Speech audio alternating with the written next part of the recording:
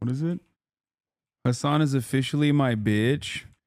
After pathetically drafting a tweet on live stream to respond to mine, he realizes the ratio is inevitable and accepts defeat. Stay off of Twitter for the next 7 days and I'll forgive you for existing. I own you. That's crazy.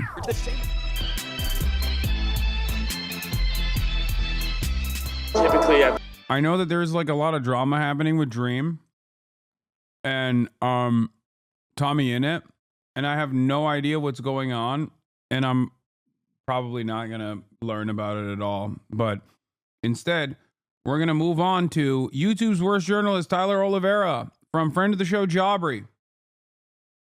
I've been posting on Musical.ly and Instagram. However, I think with this new camera, I might just start posting the pranks on YouTube. Might be pretty interesting, and I think you guys would enjoy it quite a bit. Tyler Olivera is a YouTuber turned investigative journalist. I didn't expect to play journalist today, but I guess I am. Is this something that an investigative journalist would do? He's a profiteer of human misery, a poverty tourist, a parasite. Come, please, cancel me.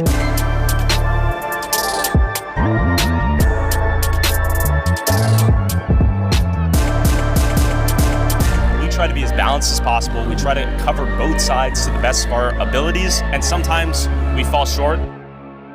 I'm not probably the best professional to note on this. The year is 2025. They're eating the dogs. We live in an increasingly divided and polarized world. I believe we should have a military presence on the southern border. And with the next 4 years now on the horizon, flagrant disorder shows no sign of slowing it down. Anti-immigration rioters at Muslims hotel In a society where misinformation is rife, we need hard-hitting truth tellers to cut through the noise now more than ever. Journalistic powerhouses willing to ask the real questions. Have you ever rodeo railed a cousin? To veer away from propaganda. Twitter is saying the Haitians are eating cats and can't drive. And to lead by example.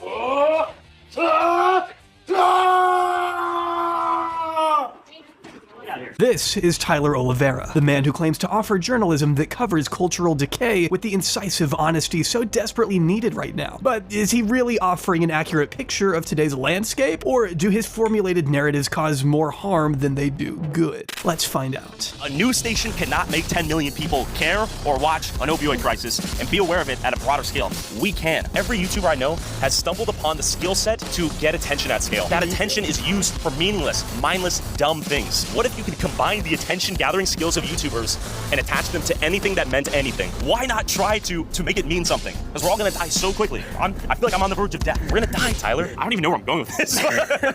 Tyler Olivera's story begins the same way many other budding influencers do. Rejection. Today, guys, we're gonna take a little look as to why I think I got rejected from every IB I applied to. Launching his channel in 2018, Tyler mostly focused on assisting hopeful undergraduates in their college applications. However, rather than showing them what to do, he reviews his failed applications and explains where he may have gone wrong. Related to your competitive advantage, your niche. His first few videos cover the subjects of how to perform well, even if you're not particularly smart. His simple advice: sell yourself as the person they want you to be. You need to sell yourself as that person to that college. But this endeavor onto YouTube wasn't his first. In fact, earlier that year, Tyler had started a channel that focused on informing people how to make large amounts of money. This tweet indicates he was doing such a good job that the Federal Reserve called and was really pissed about his channel giving away all these lucrative secrets about money. We won't ever know these secrets, unfortunately, as the channel has been removed for violating community guidelines. So I guess the feds really meant business. Today, I'm gonna be asking moms if they'll let me date their daughter. And she's like of age, she's like 21 years old, that's it, right? And she met a young man who's addicted to eating Tide Pods. Like, what the fuck? When he wasn't disclosing exclusive trade secrets into financial management, Tyler Olivera could be found writing books that get 2 stars on Amazon. This man tried, oh my God. He tried everything. I didn't realize he was like a, initially I thought he was just like a Mr. Beast clone that turned into this guy. I didn't realize he was doing a how-to self-help shit before then.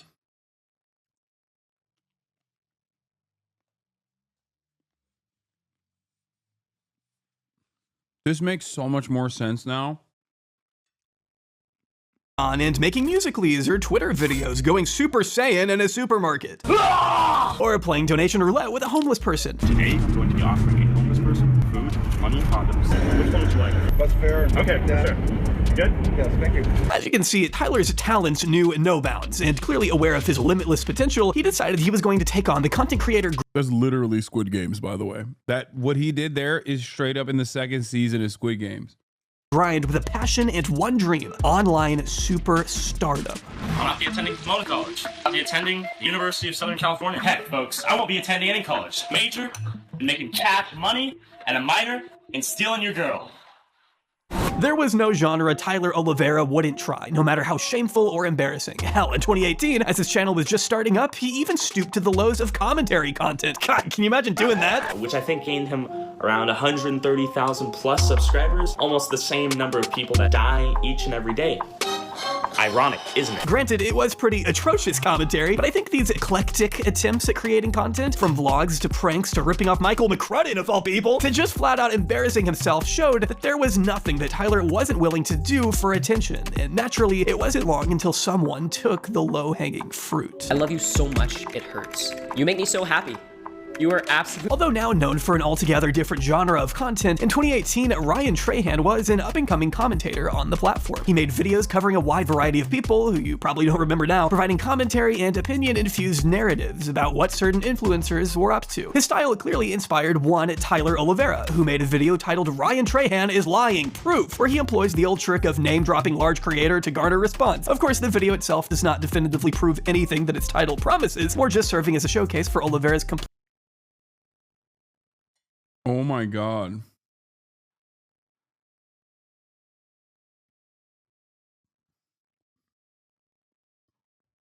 It's so wild that these guys try like everything. It's always shocking to me.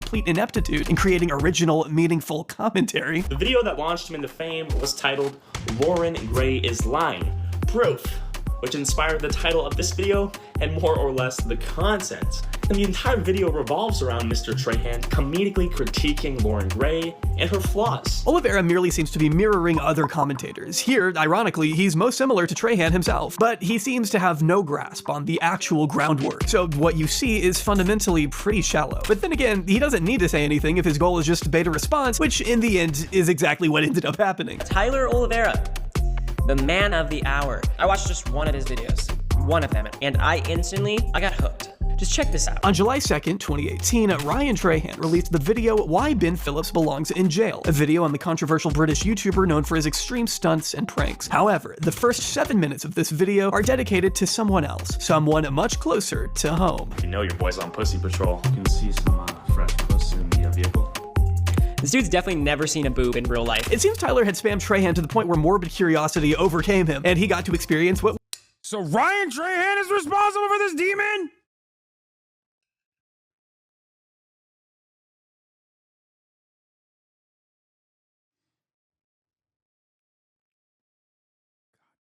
This is why I have a no free cloud policy. A lesson that it took far too long for me to learn.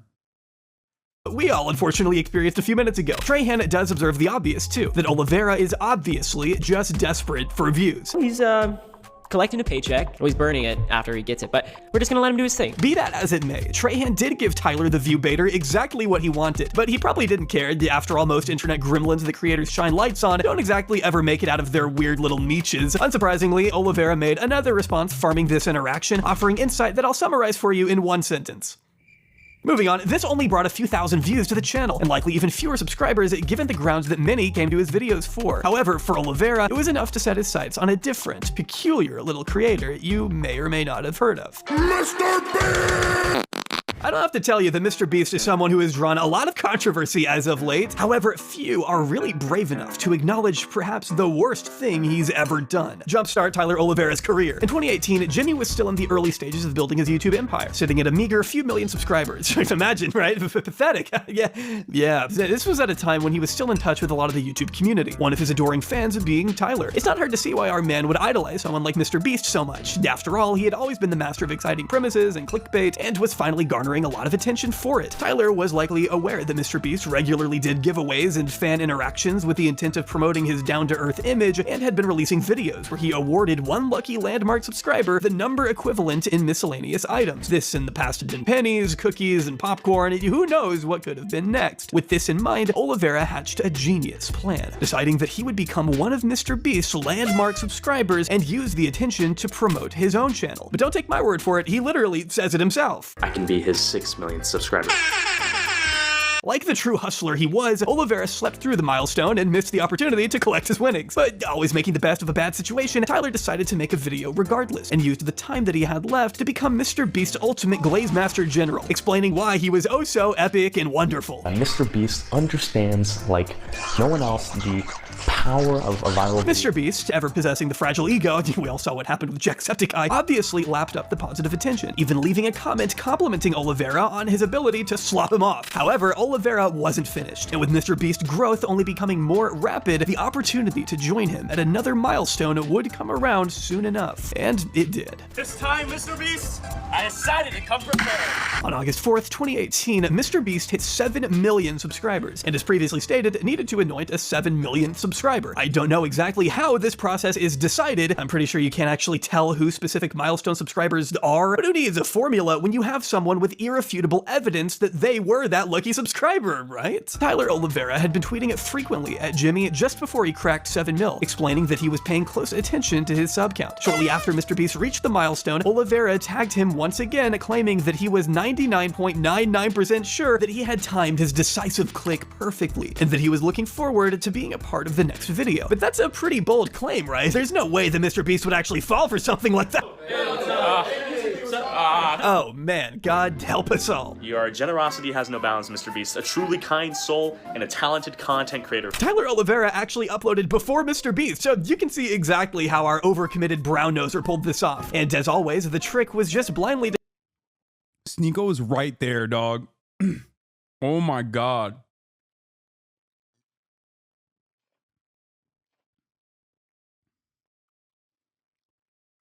That's crazy. Declaring you won and having people believe it, because there's no way that anyone actually believes this was evidence. 50.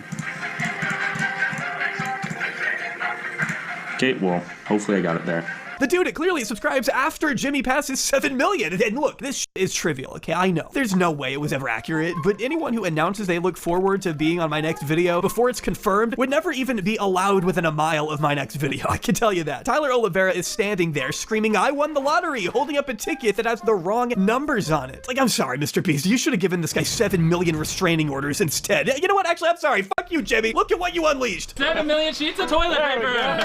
Yay! I'm having the runs lately, so this should work. So as the story goes, Jimmy flew Tyler out, he was given a toilet roll, Tyler did challenges, yada yada yada. I couldn't give less of a shit. But unlike other MrBeast milestone videos, Tyler Olivera claimed the rights to the title on his own channel, while Jimmy went for something else entirely. Although Tyler's video didn't draw the same number of views that MrBeast would, he pulled enough of a viewership to actually have an audience. And unlike Tyler's previous exchange with Ryan Trahan, many audience members came across from Jimmy's channel with a positive impression of Mr. Olivera. So now he was picking up a few more subscribers. This was exactly what Tyler Olivera had wanted, and now with the help of some attention brought over from larger creators, he finally had the proper platform to unleash his coveted brand of content out into the world. Jimmy, what have you done? With some of MrBeast's viewers invested in his content, Tyler Olivera had exactly the kind of audience he wanted, and soon enough, he'd begin working on the content he knew they would enjoy. And as the loyal subscriber that I am, I decided to take matters into my own hands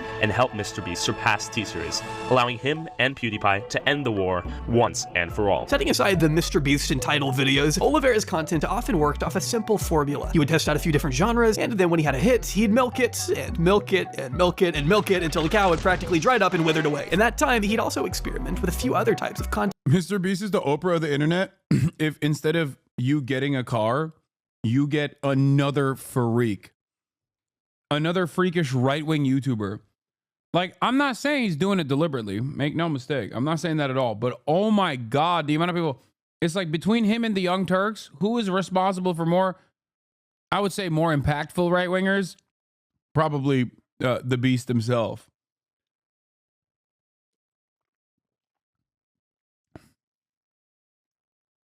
I guess Oprah did give us Dr. Phil, so there is that.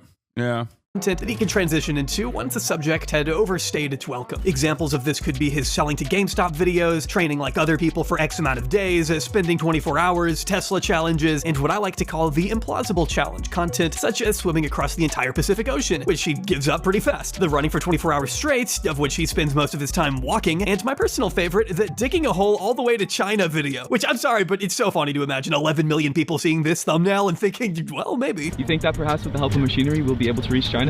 I think we're almost there. I can see it. I can smell it. We'll be there tomorrow. Tomorrow? Maybe a week. And look, as much as it pains me to hand it to Tyler Olivera, in these early videos, there is some kind of entertainment value, particularly through a narrative that paces videos with a degree of poeticism, and that at least presents the guise of a personality for the man, and maybe, dare I say, a degree of respectability? It wasn't an uncommon style, but I guess you need to give him some credit for making it seem like real content. Amidst my unexpected psychosis mid-swim, I wanted other people to experience the fear I had endured, so I decided to simulate a shark attack on my cameraman, Josh.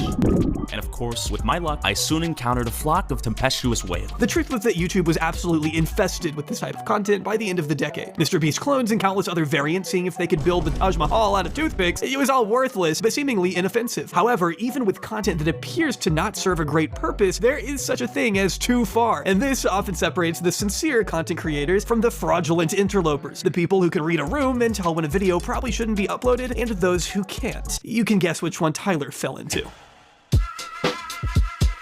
On January 10th, 2020, Tyler Olivera uploaded a video titled, "Can 1 million paper towels absorb a swimming pool?" Which honestly would have been better if it was clickbait. In this video, Olivera throws countless rolls of paper towels into a pool in an attempt to soak up all the water. Unfortunately, or fortunately in my case, I've been unable to find any real footage of this video, but the backlash came thick and fast, with many people and media outlets criticizing its wastefulness. Now, plenty of YouTubers have gone too far, and it may have been a good time for him to just hold up his hands and admit that this was a bad idea. But our boy Tyler had other plans, and in a pinned comment decided he was going to use facts and logic to defend himself on the battlefield of ideas. First opening with the fact that these paper towels would have existed whether he used them or not, which is a firm defense against anyone arguing the Schrodinger's paper towel point of view. He then goes on to deliver some truth bombs, some epic truth nukes, that these paper towels would have been used to wipe up trivial spillages anyway, and that the environmental impact was also very insignificant when you consider the fact that the wood used in creating paper towels is negligible when you consider the fact that many of his critics live in a house which is often made of wood when you consider it, and that everyone uses more toilet paper in their lifetime than Tyler used in this video.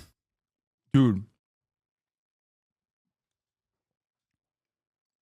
One thing that is like struck me about Tyler Olivera is that he is legitimately stupid. Like he tries to masquerade as a much more intelligent person than he actually is, but he fails spectacularly at it. Like, this is a person communicating in a very specific debate lord style. But it's really bad. Like, the arguments are like of a child. He said, "Oh, you're criticizing my waist for a YouTube video? Well, you live in a house." Like, he compared shelter to just straight up wasting toilet paper.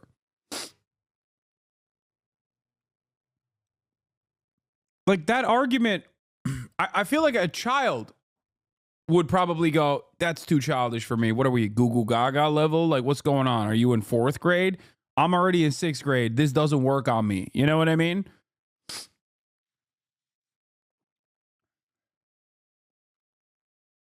Video, and that none of these people are actually doing anything for the sake of environment, and although the video may be bad, most people criticizing it are probably also bad, so I guess two wrongs make a right. It seems that in spite of the fact that Tyler Olivera had learned the skill of articulation, his skills were still limited. While sure, it goes without saying that production costs for Tyler Olivera's single video could never rival the pollution contributed by large manufacturers and corporations, nobody's really saying that. They're just calling you a dick, and rightfully so. All Tyler's response seemed to demonstrate was that he didn't really understand why what he did was so poorly received. After the negative response to this response, he eventually relented 6 days after the video initially went up, admitting that it was a bad and insensitive sensitive idea in hindsight, and stating that he had donated $1,000 to the Australian Red Cross, who were combating wildfires ravaging the country at the time. He announced he was also setting up a fundraiser, in case anyone else wished to join him, with a total aim of $10,000. The target was ultimately not met, with a little over 10% of the goal raised, but it's better than nothing, and I'm not going to hate on another creator donating to charity, but it never really felt like Olivera understood why what he did was wrong. It's more that he just wanted to throw some money at the situation to shut people up, which it did, so at least it was effective. Nevertheless, the timely backlash was a sign that the tides were turning on YouTube culturally, particularly with regard to the many humanitarian disasters that would soon follow. First with the COVID pandemic, and then with subsequent military conflicts that many companies used as an excuse to price gouge. That contributed towards a cost of living crisis. 1/3 of these children live in poverty. That equates to 1.3 million under fives. J Aubrey. They say that more than 70 people have been killed and a further 138 injured in this latest series of airstrikes. Started before dawn. Ukraine woke to explosions around the capital, Kiev. Suddenly, people were being told that we needed to be mindful of resources, as we weren't sure how they were going to be affected by a worldwide pandemic and everything that followed. Although Olivera performed better than many other creators in this time, by the end of 2021, he was losing momentum, and by the end of 2022, his channel had effectively ground to a halt. Although the numbers may not look bad, by Tyler's standards, these were catastrophic, as he operated on a high-risk, high-reward model that required hefty returns on investment. For someone as performance-oriented as Tyler, it was a sign that he needed to change. Maybe he just needed a little help.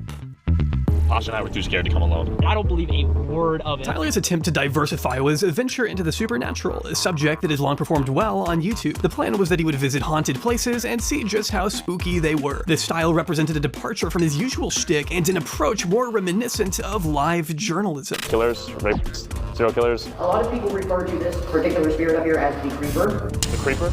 There isn't too much interesting to say about these videos. I don't think you're going to be leaving this video questioning your beliefs. What was that? Is that you? What was that? No way. Holy fuck shit. Who heard that? I heard it. You guys heard knocking, right? Yeah. What do you mean? In fact, probably the scariest thing to happen in this video is a confrontation with the Slop King himself, Brent Rivera. What's up, little sis? I've had it with you for To be honest with you, Brent Rivera is more than deserving of his own video, but to do so would actually require viewing any of his content for longer than 5 seconds, content that looks like it's catered to kids or people on watch lists, so I don't know if I'm gonna do it. Either way, one of the haunted places Tyler Olivera was scheduled to visit was the Stanley Hotel in Colorado. As luck would have it, Brent Rivera was also filming a video there at the exact same time as Tyler. I remember this, dude. And at this point, I remember when this became like a big thing. And it's so strange that like this guy, had he made videos at this point that were like weird?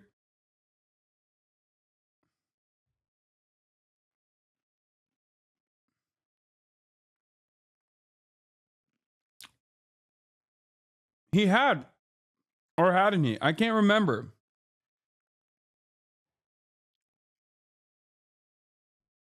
I'm sure I covered it at the time on Twitch, so we can find out if he had made those videos or not. Like, I don't know when I soured on this guy, but it was pretty quick.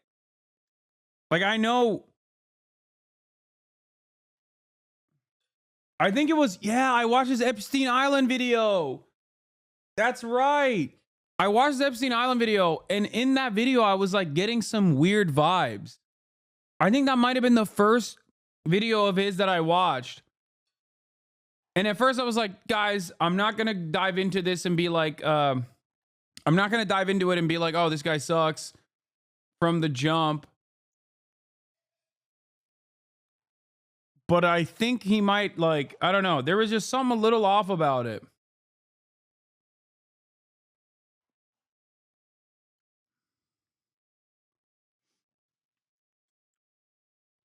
This sparked his love drama, and then drama fed him into being a sociopath.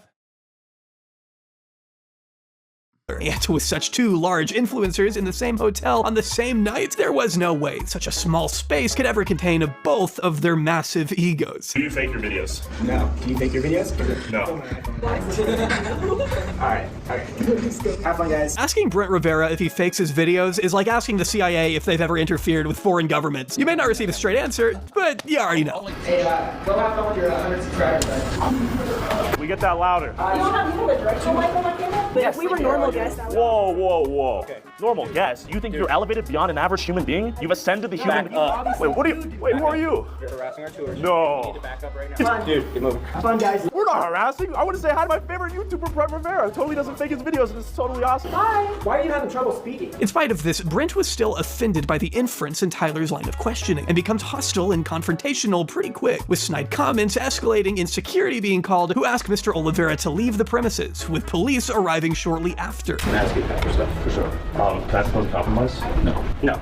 SSPD's on the way, so you have until they get here. For sure. Unfortunate. The footage shown by Tyler obviously makes Brent look like an insecure jackass, and Tyler makes the most of this idiocy by uploading the video and presenting the narrative in its entirety. This was then reported on by large YouTubers who provided their takes on the situation, mostly siding against Brent. Brent Rivera got confronted in the real world, and I'm using that word loosely because it wasn't really confronting. He got trolled in real life, and just for some reason acted far stronger and more badass than he is. Like, bro, you make videos eating gum off of a child's shoe. Like, why are you going to try and pretend to be like this fucking man's man when met with controversy or when met with conflict in the real world? With the coverage the clips were receiving and the mounting pressure on him, Brent decided to take to TikTok to post his response. If you recently saw a viral video of two YouTubers arguing in a hotel hallway, well, one of those YouTubers was me. Things quickly get taken out of context, so here's the full picture. Also, this isn't me defending the things that I said, but more so giving you guys my perspective of what happened that night. In this video, Brent apologizes for any insensitive comments, but affirms that Tyler was attempting to provoke them by making inflammatory comments of his own, following and harassing them, not vice versa. As the night went on, he continued to approach us with his camera, saying awful things about me, my friends, and my sister to try and get a rise out of me for his video. At a certain point, it bubbled up so much that I did what he wanted. I stooped down to his level, and I said something that I should not have said.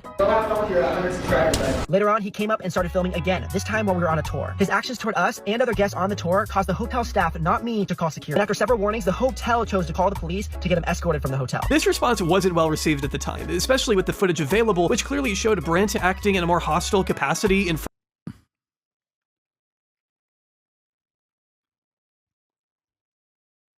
I can't believe in a situation involving Brent Rivera, he was actually not the worst person involved.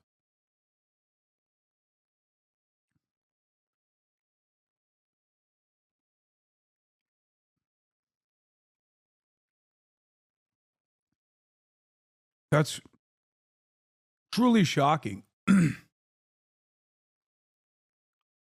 front of Tyler and making more than just one antagonistic comment. There's little doubt that Brent downplays his role in this confrontation, but I do think people tended to overlook the fact that Tyler was clearly looking to get a rise out of him. We know by now that Tyler Olivera does have a talent for poking the bear, and we don't know how much content he cut out of that interaction to present an image that was more favorable towards him. I could imagine being annoyed if someone kept coming up to me in a hotel, pointing a camera in my face, and asking me provocative questions, even if I did make bottom-of-the-barrel slop content, but we all know better than Brent Rivera why Tyler did that. If it's something worth talking about, people will give it attention, and although the views garnered from this coverage of the situation didn't quite galvanize his channel in the way he may have hoped, it did seem to put a light bulb in his head that he could scale up his investigative efforts from here.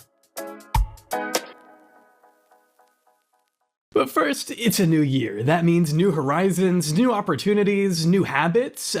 Whether those habits are good or bad is really up to you to decide, but I'm here to tell you how you can break bad habits and start 2025 off on the right foot. All thanks to a personalized debt solution from today's sponsor at PDS Debt. With an A+ rating from the Better Business Bureau, PDS Debt strives to understand your specific scenario and can help provide alternative solutions to becoming debt-free. If you feel like you've been throwing endless amounts of money at your debt every single month and aren't seeing the balance go down, it might be time to contact PDS Debt. PDS Debt has customized options for anyone struggling with credit cards, personalized loans, collections, or medical bills. In fact, everyone with $10,000 or more in eligible debt qualifies, and there is no minimum credit score required. Make this the year. Look, we're doing ethical reacts, all right? Shouts out to J Aubrey. I love J Aubrey. I love his content. He put a lot of thought and effort into us, so we're just going to keep watching the ethical debt react. You finally take control of your finances and stop letting yourself get crushed by debt. See if PDS Debt is right for you by getting a free debt analysis right now at pdsdebt.com/jobry in just 30 seconds.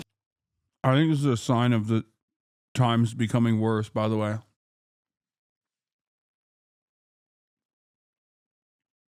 Like,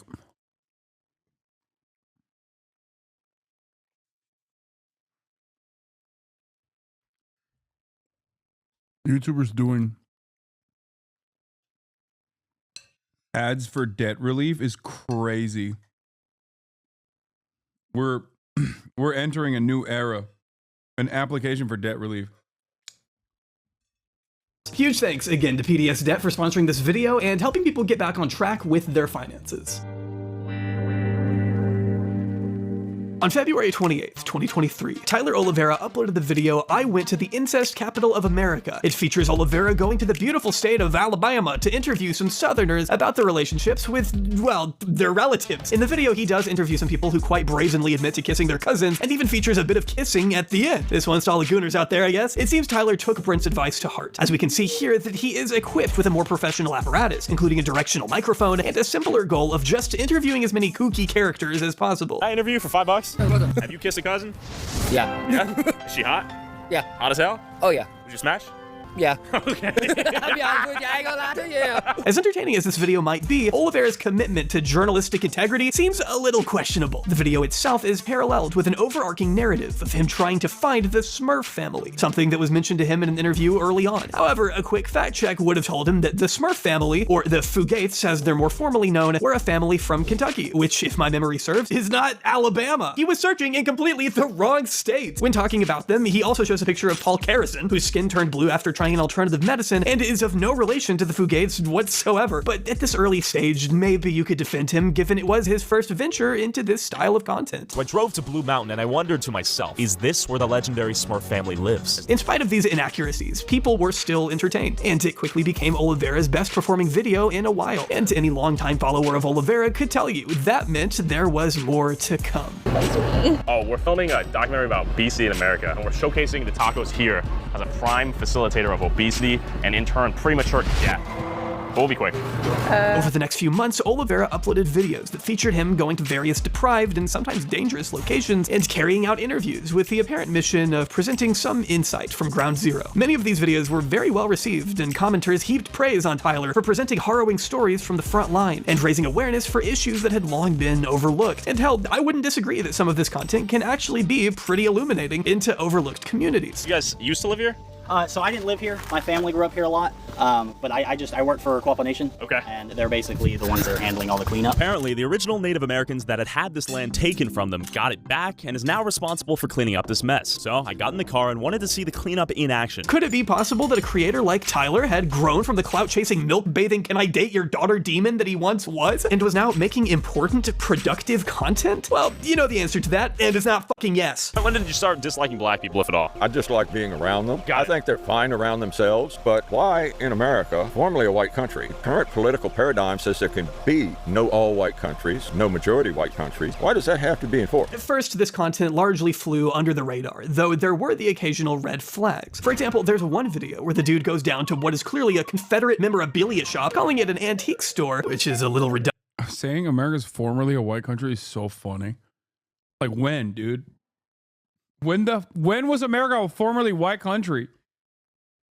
Bro, you can't you can't want to bring back slavery while simultaneously getting mad about the fact that it existed. You know what I mean?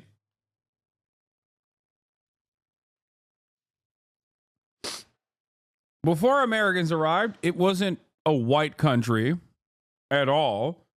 And then the white people arrived and they brought black people with them as slaves. You know? So there's no point where America was like a white country at all. Productive, then gifts one of the items he buys there to a notoriously racist man who has appeared in other videos, with YouTuber Vince Vintage doing some digging of his own into this particular store and finding a barrage of other heinous items they had on display, uncovering how the local population has tried to get it shut down for years. The store, Wildman Civil War Surplus, is described in one 2015 article as containing shrines to the Klan, to white power, but Tyler seems to leave out that context, instead giving viewers the impression that this was just a normal southern antique store, apparently worthy of his hard-earned money. According to him, it's basically the same as going to a Civil War museum. This is a Civil War antique store that sells all sorts of artifacts and memorabilia from the Civil War time period. It's literally an antique store with a Civil War theming in the deep south of Georgia. I bought rocks, a piece of paper, and a plate with guns on it. It's almost like saying if you pay admission to go to a Civil War museum, you're somehow supporting slavery. You know, this... Wait, what? No, it's not like that at all. No, you didn't go to a civil...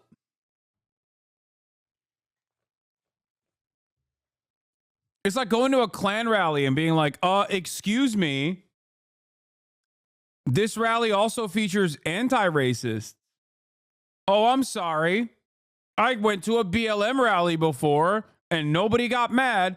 And then I went to a Klan rally and everyone got mad. It's just a racialized rally. It's a racial gathering.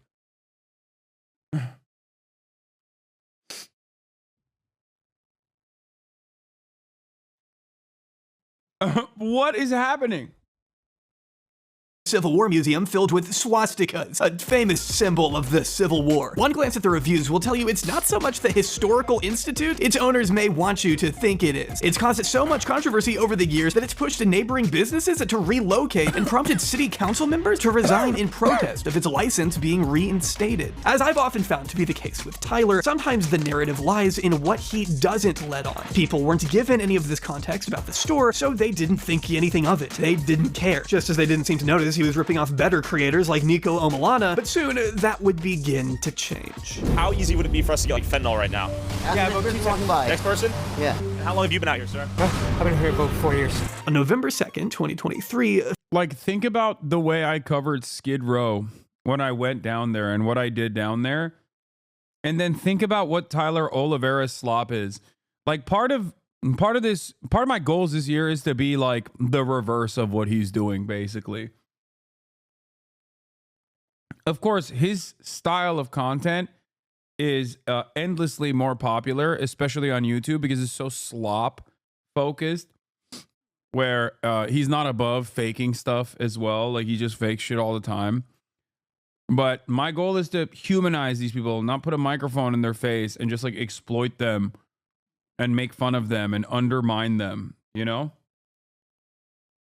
A few months after switching to investigative content, Tyler Olivera uploaded the video I Investigated the Country Where Every Drug is Legal, in which he takes his equipment to Vancouver in British Columbia. Not a country, but that's clickbait for you. In January of 2023, the Canadian province decriminalized the possession of up to 2.5 grams of hard drugs for public use. It was a move that generated controversy and criticism from those who thought this would only worsen the situation. Proper harm reduction, it's been shown in European places, you know, Switzerland. The whole argument is that they have institutions to rehabilitate these users and not just facilitate the drug use, right? That's one thing we've told in this regard. This seems to be a point of concern from Olivera at points in the video, even having a conversation about its supposed shortcomings in comparison to European countries like Portugal, which I'm not saying is an unimportant conversation to have, but ultimately any movement toward productive discussion is derailed immediately by Tyler's own addiction for large-scale events and sensationalist media. We're just wondering if we can hear your opinion on what's going on out here in Vancouver. This very second is not a great time. Okay, got it. Should we get out of here? No, it's just I've got somebody who's just on the outside. For this video, Tyler brings along independent journalist and self-proclaimed Portland homelessness czar Kevin Dahlgren, who had already appeared in past videos featuring people living rough. No, that's the other thing. I work with actual organizers and actual activists, and not people whose sole purpose is to undermine these people. Dahlgren was already an interesting choice, given he had resigned from his position earlier on in the year following rumblings of financial misconduct, with Olivera's release of this video actually coinciding with Dahlgren's arrest for multiple counts of fraud and theft. Though this case has yet to be resolved, it makes his inclusion seem more politically motivated, given that he's been vocally critical of, quote, progressive administrations, which is a narrative that becomes apparent in this video very quickly. Little did I know, Kevin snuck into one last night, and here's how it looked. At one point, it's claimed Dahlgren had snuck into an injection center and filmed people on trips. It's meant to be an expose of the failings of the center to attend to its patients, but feels very intrusive and uncomfortable to me. It's very telling that Olivera censored the drugs, but not the actual people's faces. This wasn't the first video that Tyler had done investigating drug abuse in major cities. Earlier on in the year, he had covered the decriminalization in Portland, Oregon, with Kevin to broadly positive reception. It seems more respectful and involves more censoring and thoughtful discussion, yet after his video investigating Vancouver went live, footage was disputed by local advocates who claimed that this was actually filmed at a homeless shelter, leaving question marks over why Tyler would ever involve someone with such questionable credibility and why Tyler would actively worsen his content when he clearly knew better. Practically, the remaining runtime of Olivera's Vancouver video is just filled with drama and chaos. Multiple people are filmed either overdosing or just completely out of it without any real context. Let me guess, it did much better numbers-wise. Text other than, wow, this is bad. This is really bad, right, guys? There's just some strange assumptions that show Tyler's lack of understanding on drug-related issues. Tyler points at multiple people hunched over and suggests that they've been nodding out too much. And although it may be the case for some, there are plenty of other conditions that could also cause hunchback. And leaving people uncensored with the implication that each of them is a drug addict is kind of insane. Now, what was the objective in decriminalizing those drugs? The point is, what are they going to do? You know, what is a homeless person going to do? They're never going to see the video, and they have no means of legal recourse. That's what I hate the most about this process, is like you're taking advantage of and further dehumanizing people that quite literally have been destroyed by the systems. And you know they're weak. You know they have no means of fighting back. And you are absolutely, you're dehumanizing them for clicks. It is one of the grossest, most predatory things you could do. Quite literally preying on the vulnerable, dude. Tyler Olivera goes to goes to an orphanage, dunks on the children. That their idea was that this would reduce stigma. They cite other countries in the world that have had some success with decriminalization. They talk about Portugal, Uruguay, Germany, but there's a huge difference between. By the way, the Tyler Olivera method. Tyler Hitler-Vera method.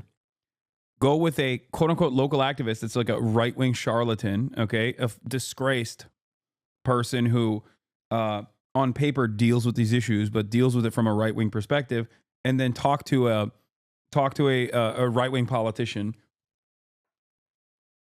to further solidify the narrative that it's like, yeah, homeless people actually are bad across the board.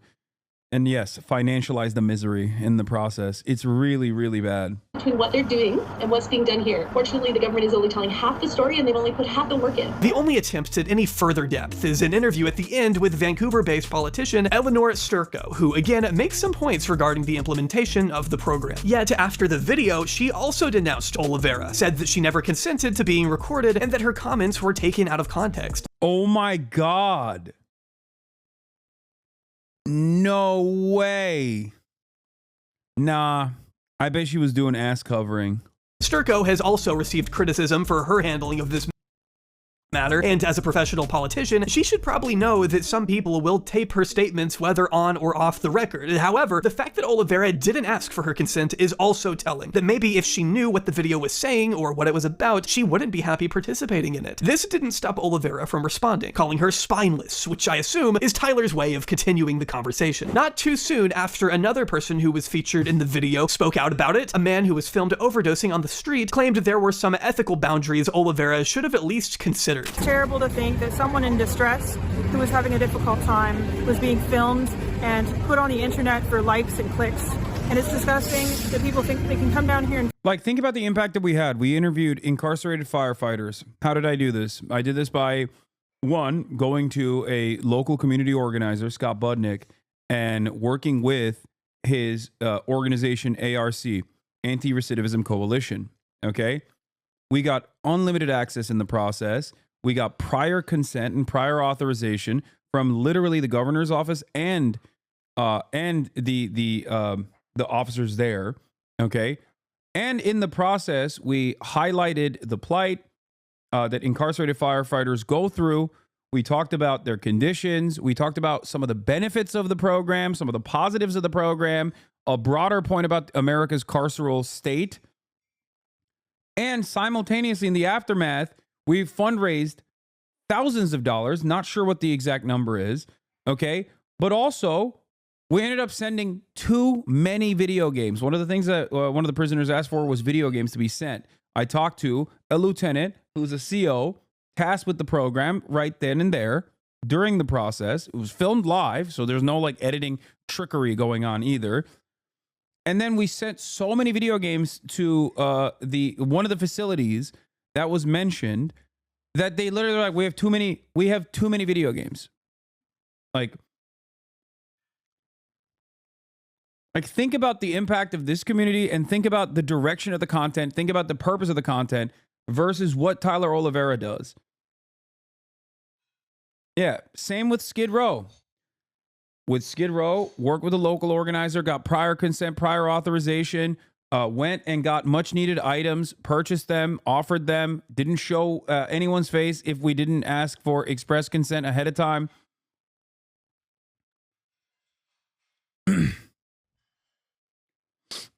And in the process, raised $20,000 for Water Drop LA, a fantastic organization.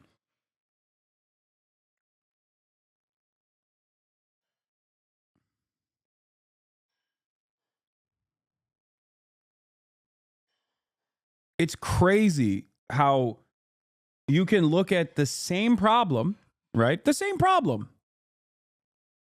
Because like I went to Skid Row. I'm sure he's gone to Skid Row, or at least he went to Vancouver's very own version of Skid Row. It's the same exact issue. Look at his coverage over it. Look at the popularity that kind of coverage gets, by the way, as well. And look at the framing of this issue versus the ethical way to do this. It's very, very frustrating. And I hope people can understand it's not the same when you know, there's a difference between sticking a camera in the face of like someone very clearly overdosing and then being like, oh yeah, this guy's overdosing. Yeah, concern trolls when Hitler Vera, I sleep. Concern trolls with LS7 Hasan. Yeah, exactly.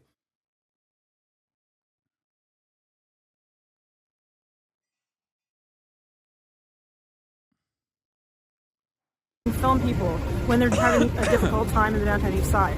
They have family members. They have names. They're people. They're not just throwaways of society. They obviously taught me at my worst, and yeah, I wouldn't want that to happen to other people. There should be some type of, I know it's illegal to kill people out in public, but at the same time, there's got to be some ethical boundaries. Olivera responded to this with his textbook empathy. Wait, this guy who is overdosing on meth on a public sidewalk works in or at the Overdose Prevention Society? Yeah, wow, sick own, Tyler. This guy with a drug addiction problem is volunteering to help other people with drug addictions? Wow, yeah, talk about a conflict of interest. High fives all around for Tyler and his bros. Tyler Olivera's video is the perfect representation of Tyler's like, not me. I would never do that. I would never volunteer at an overdose prevention society. I would never do that. I would instead come in and find you at your weakest moment and put a camera in your face. Observing society's problems, but not actually suggesting we do anything about it. The title of the video implies that Tyler is criticizing decriminalization, but even his video seems to acknowledge that British Columbia already had a problem, and other countries have successfully implemented similar programs with the right infrastructure. Yet, rather than actually exploring why it may be falling short here, Tyler just gawks at people with serious problems and profits from filming their struggle, because he has nothing of actual substance to say, and relies on other people to make those points for him. I think the video and his subsequent responses paint a pretty clear picture that when the narrative serves it, Tyler is all about helping people. But as soon as someone provides even the mildest critique of his content, he goes right back to being that same old petty, egotistical. Could you please maybe not film people overdosing without consent, please? Wait, this guy who was overdosing on meth on a public sidewalk in and at the Overdose Prevention Society? I am very smart. Tyler Olivera that we've always seen. It shows that this transition isn't really growth, it's just a move of convenience, and that when it's no longer convenient to him, he'll throw all these people that he claims to care about under the bus for his own personal gain. In spite of the criticism that Olivera faced for this video from people within these communities, the upload became one of his best performing on YouTube, netting nearly 20 million views. It sent Tyler a clear message that people wanted more drama, more politically charged narratives, and most importantly, more chaos. So what was Tyler right-wing chaos too gonna do? Respond to those who said he was sensationalizing homelessness and start treating journalism with the respectability it deserves? Don't be silly. Tyler was much more interested in turning public anger back at the people who question. Why is this content allowed on YouTube at all? What are you talking about? YouTube is infested with this. Tyler Olivera, for all at this stage in his career, not where it is now, but at this stage in his career, was far from the most right-wing content creator. You understand? His methods. It was like yesterday, man, where you had protesters, literally up against the faces of police officers as they formed a human wall trying to protect East Precinct. But we all know the story. This guy's another right-wing grifter that he linked up with. It's always a guy like that. It's always like the Andy Knows of the world. You know what I mean? I'm only using Andy Ngo as a substitute here because he's a very notable figure in Portland for basically doing this for years and years and years and becoming like a famous right-wing grifter. Story. City leaders allowed the activists to take over this entire city block, and it was just chaos. On Christmas Day, 2023, Tyler dropped a video titled "I investigated the city that banned police," referring to Seattle's short-lived Capitol Hill occupied protest CHOP, or Capitol Hill Autonomous Zone CHAZ, which prohibited law enforcement officers from entering the area. Tyler appears here with another independent journalist, Jonathan Cho, who was fired from his job for his coverage of a Proud Boys rally, which many considered was a little too generous to a fascist organization. I got fired because I covered a Proud Boys rally, and I was accused of promoting this group. I can't believe it. I can't believe the soy libtard cucks fired this man for doing exactly what they claimed he was doing. How dare they? Accused of promoting. When that wasn't the case.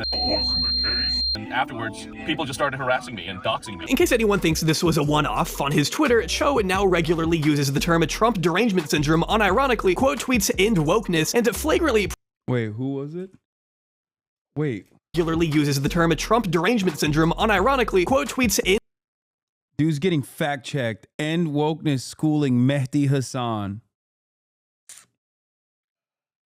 Wokeness and flagrantly promotes The elections are rigged in Arizona. Does anyone care to do something about this? How is this being allowed? allegations of election fraud. So you know you're in for a real thick slice of. Oh my God. Oh, I hate the right-wing network. I hate the right-wing media ecosystem so much. They will literally elevate the grossest losers to the top of the pile. All you need to do is it's so easy to grift. All you need to do is just say, like, gay people are responsible for wildfires. Undocumented migrants are the reason why inflation happened. And the next week, you will be on Jesse Waters to repeat that talking point over and over again. They will give you endless money to do this. Unbiased journalism with him. They don't like my style. Cho is such a fraud. He literally just comes to protest now to harass people and try to get them to attack him. He's literally the most annoying ever. When I was reporting at a protest recently, he started screaming at random pro-Palestine protesters on the UW campus. Oh.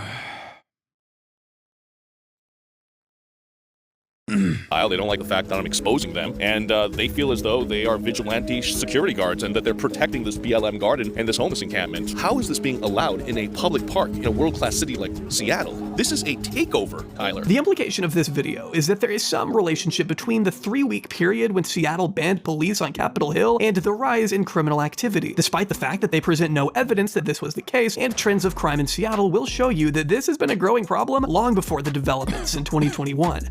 Isn't this literally how Steven Crowder got started? Yes, the answer is yes. All of the worst villains in contemporary American society basically came out from this starting point. They're done. They don't want to work anymore. They don't want to pay taxes. They don't want to pay their bills. You've got the activists saying, oh, if you just give everyone here housing, we can solve the crisis. Well, the problem is you've clearly encountered there are people who want to stay out here. What do you do about them? After it is safe. There's urine, there's human feces, there's drug dealing going on. Is that safer than this shelter that's allegedly unsanitary? Look, why do you think they're choosing to be out here? Because they don't want to follow the rules. Okay. Do you deserve an apartment in Seattle when there's so many others who are working 2-3 jobs? Throughout the video, there's also this advocacy against giving homeless people housing. This narrative that people who expect it rather than going to shelters are entitled. The only places Cho seems to promote are Christian-run organizations, which feels... Yeah, by the way, that's my favorite. It's just like the homeless people love being homeless. It's their favorite thing. You know who's the most privileged, entitled people? Not the YouTuber exploiting homeless people, but like the homeless people themselves. Those are the real. They're exploiting the earth, dude. It's really messed up. It's a little bit loaded in itself. There are also strays of people advocating for the homeless, most notably Mark Horvath, head of the nonprofit Invisible People, who criticized Olivera just 20 days before, in case it was unclear how petty our man is prepared to be. Directly in front of a criminal network, a criminal camp. Talk to me. For my safety. Okay.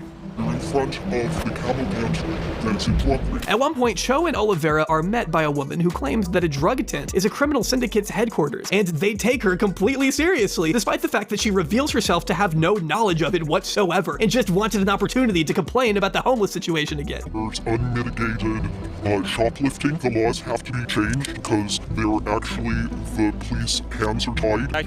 We're spending vast amounts on Narcan. The firemen are coming out all the time. Overdoses.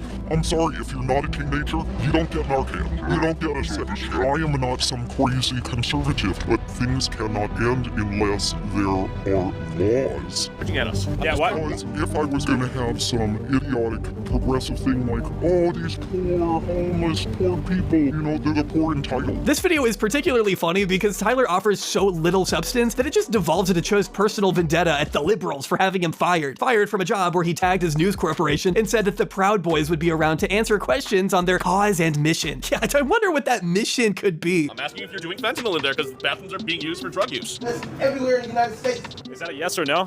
No. Would you like to share your thoughts on what's going on here? I just did. It happens everywhere. But to Olivera, Cho's just a useful idiot, someone to stir up controversy and draw conflict for the sake of content, and a tool to make the opposition look reasonable. At some point, Cho disappears, and the video actually starts to become interesting when he talks to people who were involved with the protests, but by then it's too late to really leave any other impression. A narrative around homelessness that boils down to just finger-pointing at anyone or anything progressive, and commonly those who are hostile to Olivera's own methods, which at that point, can you blame them? I got put in jail for jaywalking, but I did a year.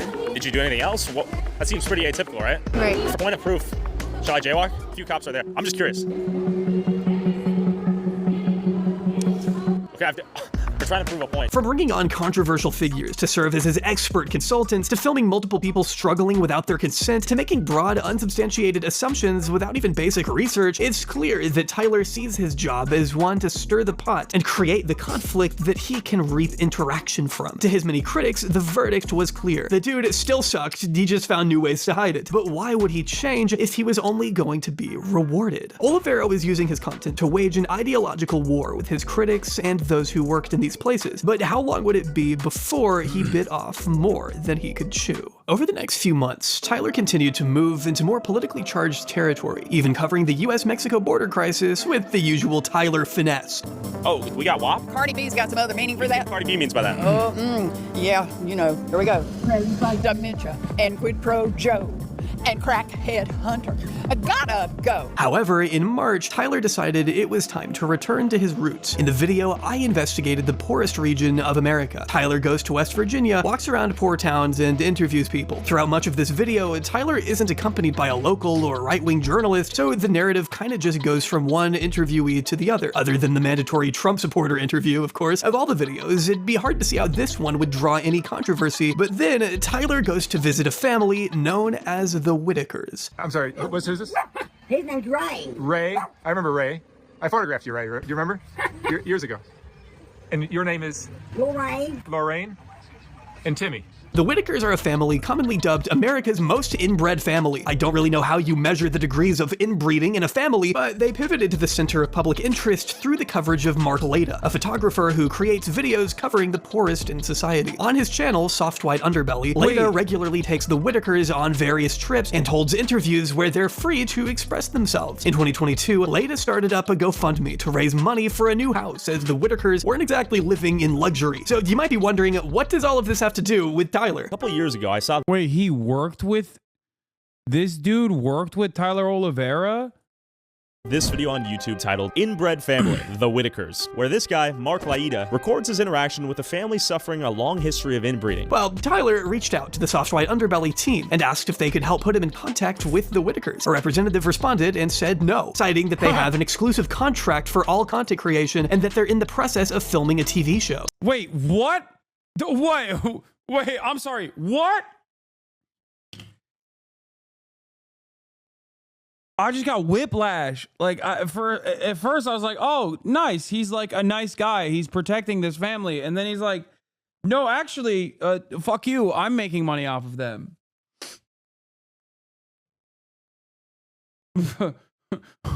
What is going on here?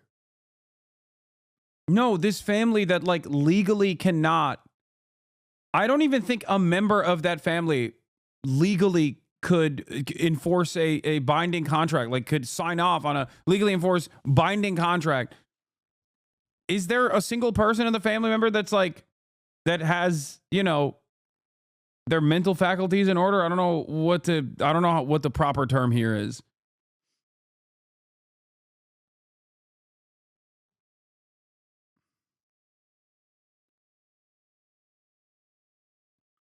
There's still people, bro. No, I understand that. But my point is, they don't have mental capacity to sign a legal document. Most likely. Ableist? Wait, what?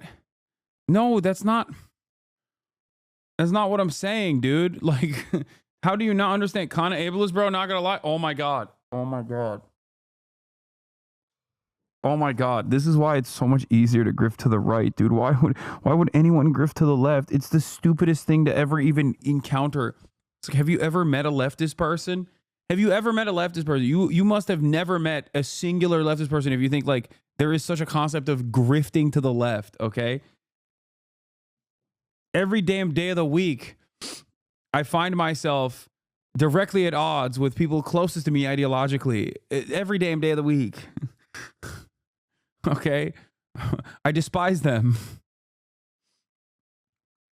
Tyler takes this response and decides that he's going to film anyway, so the email was just a formality. He also attacks Leda for seemingly hypocritical responses, which, I mean, they kinda are. Intrigued, I reached out to Mark Laida to see if he could introduce me to them, and he responded with this. Hi Tyler, Soft White Underbelly has an exclusive contract with the Whitaker family for all content creation. We are also currently in talks about a television series with a broadcast network. Thank you so much for thinking of us. Noel, Soft White Underbelly. 9 days later, he uploaded this to his YouTube channel. This is not I'm not trying to create a TV show where we're doing follow-ups on people, because I could easily do that. I try to resist doing that, you know, because you know, people, like, I see the comments sometimes, oh, you're just exploiting these people. Now, assuming this contract even exists, it immediately raises a red flag when you consider that Mark has made 13 videos with the Whitakers with a combined total of 89.13 million views. Olivera then goes on to observe the fact that Leda has multiple GoFundMes set up. That's so funny that Tyler Olivera is like uncovering this guy grifting simultaneously and then goes, I'm gonna grift as well. And a PayPal and Cash App for donations, which seems awfully impractical and confusing given the multiple subjects of these videos. From his point of view, Leda should have more than enough money to buy these people a fairly affordable house, which would be an upgrade from their previous living situation. Before we go any further, I just want to say that Olivera, for the first time in his life, might actually have come up with an original point that's worthy of discussing. An exclusive contract is absolutely ridiculous to have on any basis, let alone with an impoverished, mentally challenged family. You shouldn't be— I don't even know if they have enough mental competency to sign on to a legal contract like this. But it's funny that Tyler Olivera, in the interest of like exploiting the mentally exploiting people with these issues, ended up uncovering another person doing the same and then still turned around and exploited them regardless. But that's crazy. Setting up GoFundMes for any of your channels. If you feel that indebted to these people, just pay them. And it definitely is weird that you claim not to be trying to make a TV series a week after saying you were working on a TV series. However, observing a problem was probably what Tyler was always best at. Can he actually draw a productive conclusion? The minimum of $77K raised directly for the house, in addition to however much was sent to Mark directly via Cash App and PayPal, and however much money generated from, let's say, just the first video he made with the Whitakers, an extremely conservative estimate of $82,000, assuming a $2 RPM, we have a minimum of $159,000 in the home fund here. And there just so happens to be a house for sale right now in Odd, West Virginia, where they live, currently listed for $139,000. So why don't they have a new house? Rather than talk about the potential exploitation within this sort of content, which would obviously bring into contention many of his own videos, Tyler instead chooses to focus on the implication that Leda is defrauding the Whitakers, using one of the family members, Betty's, words against him. What else? How's the house coming along? What house? I don't know what house. We didn't have to Mark about the house. What did Mark say about the house? Paige wants to get an update. I don't know. Okay. Do you think he's... Mark told we ain't got no more money in there. I don't know. Okay. Well, no, he told us. Oh my God, Tyler Olivera accidentally stumbled across real investigative reporting on an exploitative YouTube channel. Oh my God. Oh my God. What? Oh my God. In the process of being a dickhead, he accidentally did good journalism. That is so crazy.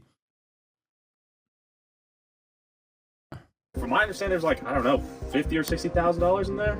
Has Mark given you guys an update? No. Okay. When's the last time you guys talked to Mark?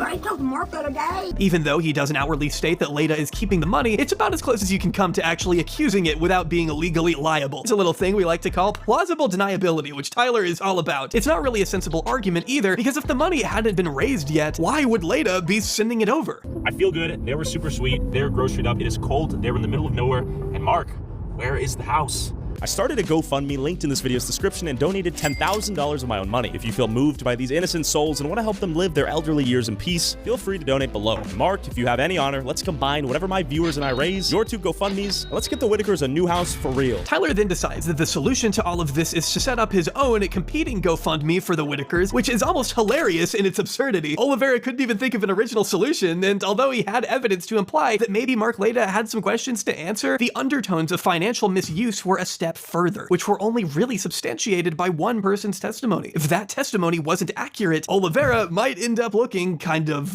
bad. Hey everybody, this is Mark. I thought I'd address something that a lot of people are have questions about. This GoFundMe that I've had for years, since I've been interviewing the family, has generated a lot of money for the family. It was always designed to help them with their living expenses, and then like end of last year, we changed it to... Are they doing, instead of going band for band, they're going griff for griff? Is that what's going on right now? We started a new GoFundMe, and I tried to start a new one so it would look like this is how much... Thanks for this how-to video. I'm off to just start my own YouTube channel. Stop it. Don't do it. Okay? Please don't do it. Please. It's already a saturated market. I promise you will not be successful if you go right wing. Please. Please grift to the left. Look at how successful I am. Please. I'm a grifter. I hate the left. I'm a capitalist and I love exploitation. And look at how successful I am. You can be successful too. Please start grifting to the left. Please. Please. Don't grift to the right. It is an endlessly fortuitous enterprise. I promise. I promise you, they will love you. Please. Just make left-wing content. It'll be so successful financially for you. Oh no. Just interviewed a homeless person. They said they wanted to be homeless and we should actually eliminate homeless people. Not political, by the way, just doing independent journalism. This is real.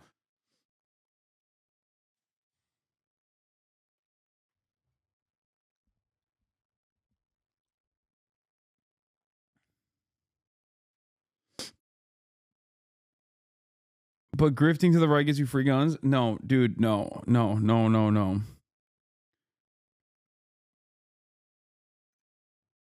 No, I promise.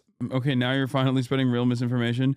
Please grift to the left. If you just grift to the left, guys. Come on, what can you lose?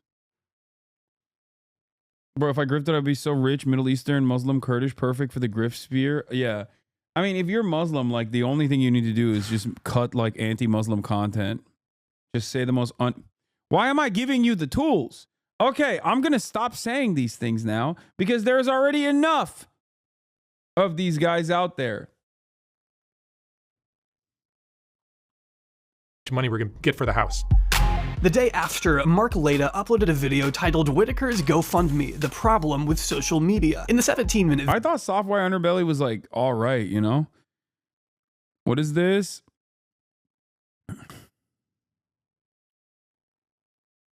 This is a collection of short clips of people who I've interviewed who have passed away since Software Underbelly started in April 2019. It's difficult to keep track of the 8,000 people, so I'm certain there are some that I've missed. The causes of death include fentanyl overdoses, automobile accidents, being chopped up and put in garbage bags, being shot and thrown into a dumpster, and suicide. RIP to all.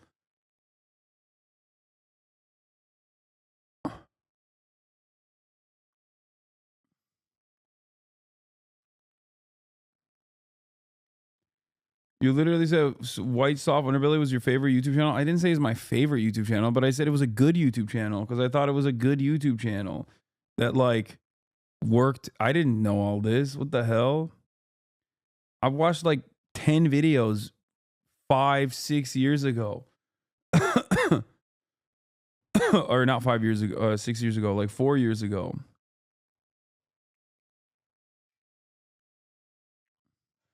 Because it makes fun of dumb whites. What? Dumb whites. Do you think soft white underbelly only features white people?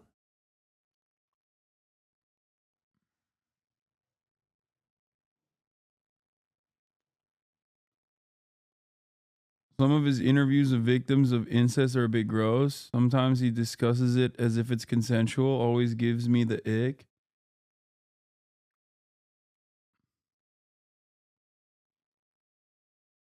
Oh my God. More collabs incoming. Oh, with Todek? Nah, he's not going to live with me, dude. I wish he would. SWU is not even as bad as it looks. Finish the video and it'll probably Later explains that although the GoFundMe was set up with the intent to help buy the Whitakers a house, he would constantly be contacted by the family asking for financial support from the GoFundMe, of which he feels he has to oblige. He provides receipts showing many of these transfers and stating that he has also been paying them out of his own pocket. But the problem has been that Betty and Larry will call me every 2 weeks, every 3 weeks, and say, hey, we need money for a car. Larry wrecked his car. We need a new car. We need food. We need this. We need that. It's always an emergency, and they need money. And it is their money. But this money is, all these donations are for the Whitakers. And when they tell me they need money, what am I going to say? No, you can't have it. We're saving it for a house. So I give them the money. These are all going from my account to Betty Whitaker's account at the, I think, Chase Bank. Dude, I thought that, bro, I'm not going to lie. I thought that these guys, Soft White Underbelly, was like doing a decent job humanizing some people that like literally never get heard. You know what I mean? Literally never get a voice, and talking to them like they're human beings. Bank, I think it is in Beckley, West Virginia. Because I've gotten these weekly, not weekly, but every few week calls from Betty or Larry asking for money, the money that's in these accounts gets depleted. It's always happened with them. Where it looks, you look at the GoFundMe, it's generating money. All of a sudden there's 55,000. Oh, we're getting closer. No, you're not, because they took out 5 and they took out 6 and they took out 8 and they took out 14 and they took out 3, and it keeps it low. It's 0 right now. It's been 0 for a few months. Larry and Betty have called me and asked me for money. I've given it to them out of my own personal bank account, not out of their GoFundMe donations, because I like helping the family. But without the ability to stop spending and start saving, we're never going to get close to that house. Leda also seems to imply that the exclusive contract was more of an excuse to try and protect the privacy of the Whitakers from everyone who may try to contact them. He didn't ask me. He never called me. He did call me once to ask if he could give them my contact info, but I don't want to give out the contact info of everybody I interview. How many requests for the Whitaker contact info did we get back then? So many. It would have ruined their life if all the people got their yeah. address. So we have to figure out a way to keep everybody from just going to the house and it becoming like a problem for them. Yeah. So I made up excuses why I'm not going to give out the contact information. The narrative of Leda's response tends to harp on the fact that Olivera is looking for drama, which is supported by the information that Olivera did not ask him about the GoFundMe, despite already having contact with him and his team. This is what these people do. He's just one of many that create these scandalous stories and say, ooh, he could have easily contacted me.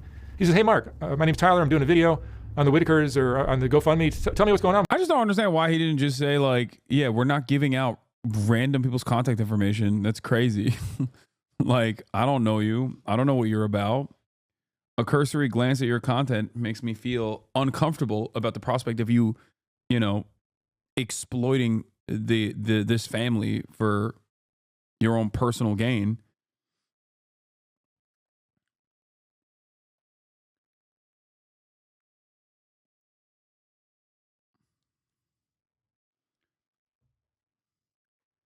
Once again, Tyler's still coming out as the bad guy, even though I now have a different opinion of the soft white underbelly as a consequence of this as well. Even though I don't know, maybe he'll fix this by the end of this segment. But despite J Aubrey's opinion on the matter, I still think it's a little off. There's some a little off about it. With that, I would have said, yeah. I give them money. That would have killed his whole story. That's right. Because what he wanted was to make me look like I'm not giving them the money. They've gotten every single cent of any money that was ever donated. I have to pay the taxes, and everything else goes to them. Yet, in spite of this, Leda states that he is intending to discontinue the GoFundMes, and he probably won't do any more videos with the Whitakers in the future. But between her and Larry, there's a lot of money flowing out of that GoFundMe, and it's down to 0 now. So I'm gonna discontinue my GoFundMes for the Whitakers. I probably won't even do videos with them anymore. It's just it's left such a bad taste in my mouth after all this.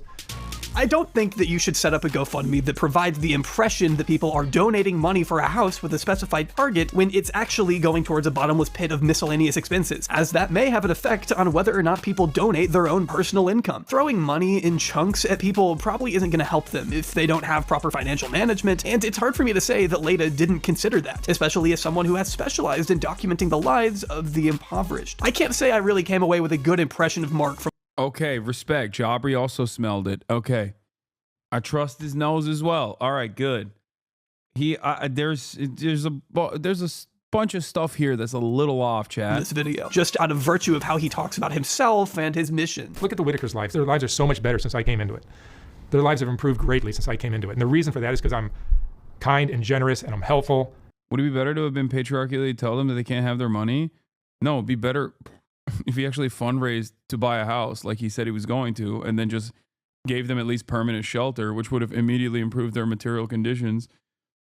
And then the rest of it is like there's an ethical way to do this. The most ethical way to do it is most likely to like link them up with any organization that directly works in the region. And I'm sure there are. I mean, West Virginia is in a dire situation overall, but like I'm sure that he could have engaged with a local organization that already works in housing people like this, or improving people's and giving them like the proper medical care and attention that they need. And then not setting up a trust fund, chat, just addressing the immediate and most significant needs that people have is the name of the game.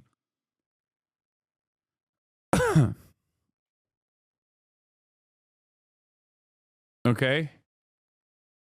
Like constantly giving them money over a GoFundMe that's built to like buy them a house is definitely not the appropriate method.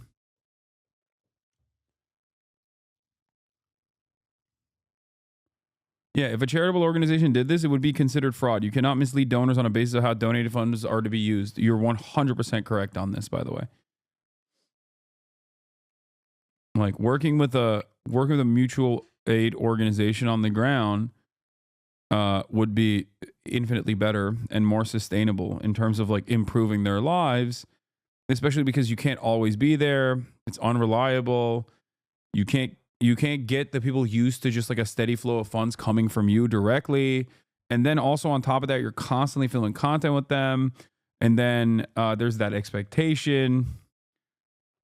And I still haven't figured out if there's anyone in the family, I guess the mom maybe, that has enough mental competence to figure out what's happening as well. So there's so much, I mean, these people are very desperate, it seems, and I don't know. And when they needed help, I came through for them every single time. The fact that Betty comes on stood in front of him, his cameras, and said, when he asked what happened with the money, she goes, I don't know. Come on, Betty knows exactly where that money went. Nevertheless, it was clear that Leda was not keeping the money for himself and wasn't defrauding the Whitakers. His perception of the GoFundMes wasn't unreasonable. He explains his rationale pretty well and states he does pay his interviewees regardless. Olivera was an idiot for even implying that he might be taking GoFundMe money for his own purposes, and in doing so, he actually derailed productive conversation into a lopsided scandal piece. He was embarrassed and a day later hurriedly released a video himself, attempting to respond. So I uploaded this to my video, and I open-endedly asked Mark, what's going on with the GoFundMe? Where's the money? I did not accuse him of doing anything. I did not call him names. I merely asked the question I myself was curious about, and thousands of other people in Mark's own channel have asked him, and I would imagine that includes many people who have donated to the cause. In this video— I'm sorry, is he in the bath? Is he on the pooper? What? Is he shitting out of his dookie ass, his doo-doo butt? Is that what's going on? What's going on here? Why is he on the pooper? Tyler states that he was just asking questions. Sure, man. And OJ was just taking the Bronco for a leisurely drive. Any donor sending money to that GoFundMe is under the impression it is going towards the larger purchase of a home, not for random living expenses that Mark will send their way in the chunks of $4,000 to $5,000 every two weeks to a month. Now, this is a great update. Kudos to Mark for giving them the money they are in fact entitled, because the donors gave the Whitakers the money, not Mark. Many people are saying, I've basically ruined the relationship between them, when in reality, that's between them. Other than raising the valid point I spoke about earlier regarding the transparency of the GoFundMes, Olivera spends most of his time implying that Leda is fragile for ending these fundraisers, and continuing to insist that he was just asking a simple question through his video. If me asking that question has elicited a response in which he cancels GoFundMes forever because it calls into question what? The timeline in which he intends on giving these people the money, his ethics. Genuinely, I'm asking a very basic update question of, hey, there's a lot of people that have donated to this GoFundMe. What's going on with the money? Pure, simple, cut and dry. Mark's frustration is that I didn't email him personally, which I asked him open-endedly on the video, and we now have this update. I love this response in particular because you can see the cogs in his head turning as he realizes I'm such a child. Oh, can you imagine? I was on numerous mainstream media outlets for the past couple of days. And I also interviewed Senator Bernie Sanders literally 2 hours ago. And this is what I'm predisposed with. God, what is wrong with me? 33-year-old man, by the way.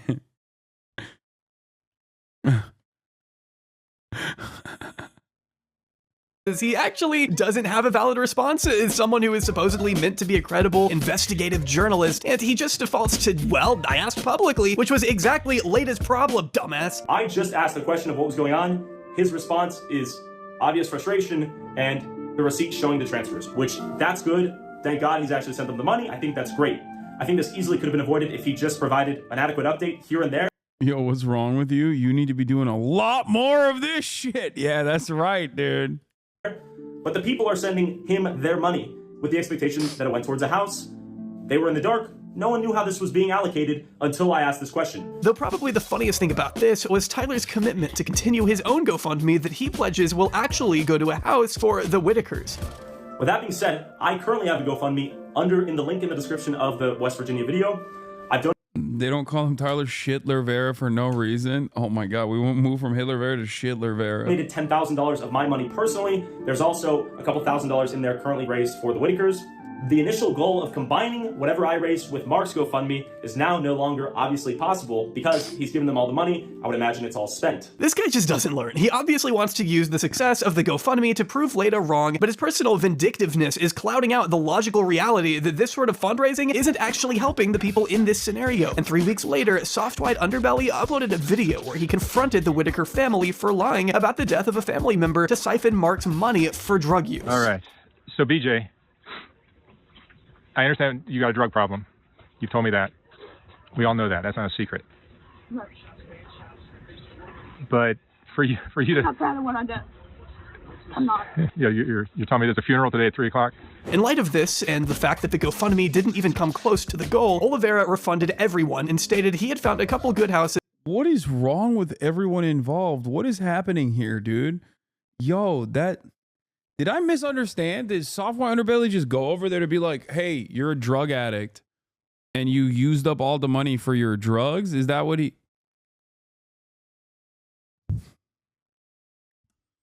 It is a grift off, it seems. What the hell? But the companies just weren't interested in working with him, still desperately trying to twist the knife into Leda and prove it wasn't that hard to find a good place. All the same, he then states that both he and Leda were lied to, and expresses that he has donated his $10,000 to Coalfield Development, an organization that helps build Appalachian infrastructure. It's a good thing that he decided to actually donate that money to a worthy cause, but it also came at the expense of his credibility on the matter. This isn't the first time he's donated money to charity to deflect from his own ineptitude at handling his poorly thought out decisions. It seems his inability to separate his personal sentiments were interfering more and more in his ability to carry out fair coverage of these social issues, costing him even more credibility. And like many who lose credibility, the only solution is to go further into fanaticism. Throughout this video, we've touched upon Tyler's nature to respond to criticism with a distinct lack of grace, particularly when it came to the Soft White Underbelly saga. But little can really emphasize how Tyler's journalistic mask slips when he's called out for what is often valid criticism. Well, little other than a well-placed feature from another creator. I think this is the perfect time to introduce my first guest for today. Allow me to call on the very talented and entertaining Ghost Gum to illuminate just how tragic Tyler's handling of even the most mildest backlash has been and what it may say about his character. The floor is yours, my friend. You know, if you're gonna be a... You went to confront them about lying about a funeral / money for the funeral when it was used for drugs? I mean, that also is like still kind of wild. Like, it's wild to film. It's not wild to get disclosure from them or something, but just like, it's wild to film and then post on your, I don't know. Maybe am I too woke? Maybe like publicly shaming literally a family that is designated the most inbred family in America, living in squalor in West Virginia. Like, I don't know. Maybe I'm being too woke. Degenerate, opportunistic, clickbaiting grifter who LARPs as a, quote, unbiased journalist, you need to have a thick skin because you're going to get criticized a lot. And Tyler's skin is thinner than tissue paper. Now, we've already covered the soft white underbelly situation where Tyler tried to destroy Mark's reputation just because he wouldn't give him the Whitaker's contact information. But another situation people forget about is this one here. This morning, I woke up to a copyright claim, a complete video takedown, and a strike on my channel for a 4-second clip of a 33-minute documentary we made in Hawaii. Now, for context, Tyler is having a meltdown because he claims that another YouTuber named Nick Johnson falsely copyright struck one of his videos because he used, quote, 4 seconds of Nick's footage from this video, which is complete bullshit, by the way. According to Nick, Tyler used multiple clips from his video. About a week ago, I got a notification that a lot of my content was being used in one of his Hawaii videos. So I looked at his video and I was like, yes, there's my stuff all over your video. You didn't ask me. So I put out a claim on YouTube and said that he needs to take that out of his video. So after getting the copyright strike, Tyler emailed Nick and tried to resolve the situation, but 30 minutes later, he sent another email saying, actually, go fuck yourself. I'm taking your ass to court. Now, the YouTuber who copyright claims my video does very similar content. I've watched a lot of his videos. I enjoy some of them. There's no beef I thought we had. There's no beef I thought we had. There's no beef I thought we had. But this is not fair use in the way Tyler thinks it is. Because it's fair use, and even he knew that. The piece we put out is journalistic in nature, it's educational, it's news, it's showing what's going on out there, and it's protected under the 1976 fair use doctrine of copyright law. Which Tyler did none of these things. He claimed he transformed the clip, but just because you put a clip in your video doesn't make it Yeah, you can't technically use it as B-roll, by the way. Like, that is, you can't use someone else's footage. You can't use someone else's footage as your own B-roll and portray it as your own. That's why when all these news outlets, like when all these news outlets used my clips from the interviews with the firefighters, like they would do proper accreditation. Now, I don't personally care regardless if people use my stuff, but in many other circumstances, like a lot of other places would technically go after you. If they could, they have a valid reason to do so. Most people won't, for the record.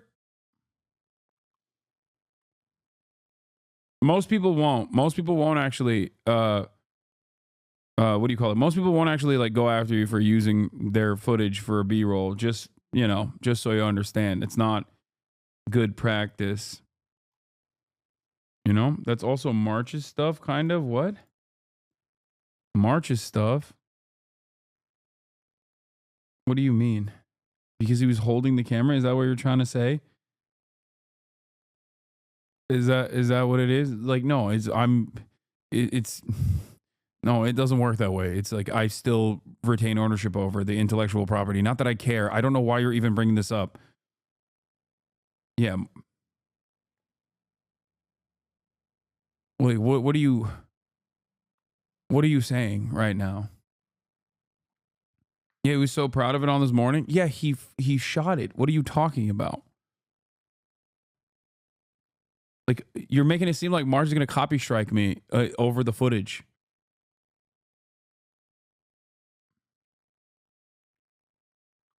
Didn't Hasan steal from Palestine? What? Not too woke. Shabby journalism is literally my biggest pet peeve. Like, I hate these MFs. I hate when MFs think they're journalists having a camera and an opinion. We've now reached. Yeah, you know what? It's mine. I'm actually taking you down. I just like now the parasocials have gotten so out of control. They're being parasocial with me and March. They're gonna be like Marat filmed some of the footage, and technically, therefore, it's his rights as well.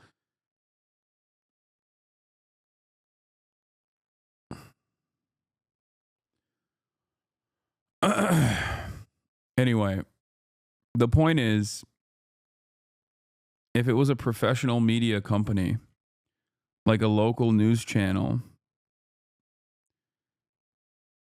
if there was a local news channel that originated some kind of footage, and I use this all the time because I don't care, and most news companies would never come after you for this, but the reality of the matter is, if technically, if you want to be technical about it, using a professional news, like KTLA or whatever's news coverage in your coverage as B-roll is not allowed. That's not fair use. You would have to pay for licensing if you wanted to go through the completely legal route. Okay?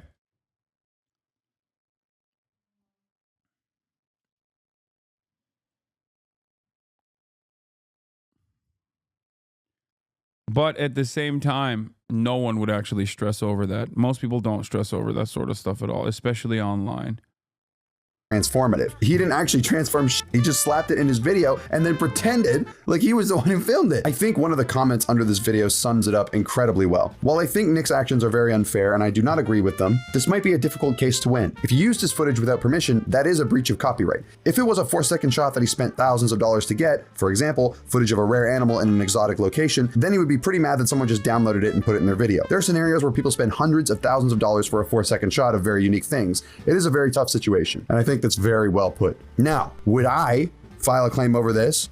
Probably not. Nick literally flew to Hawaii and spent time and effort to get this footage that Tyler just stole, slapped his name on it, and passed it off as his own. Like, I'm sure if Chowder isn't wrong. Legally, he would initially own the footage, but if he's getting paid for his service and there's a contract, you would own it. But my understanding is y'all have a work for hire situation, which means you own the content.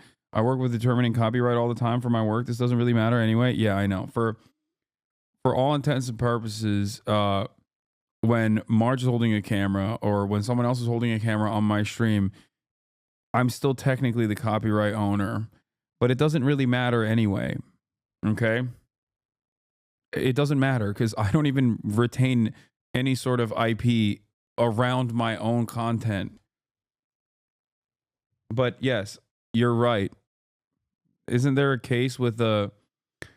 No, it is true. What I just take photos saying is true. There's a famous case with like a monkey that took a photo, no? Like, wasn't there like a copyright case? Is that fake? Hold on.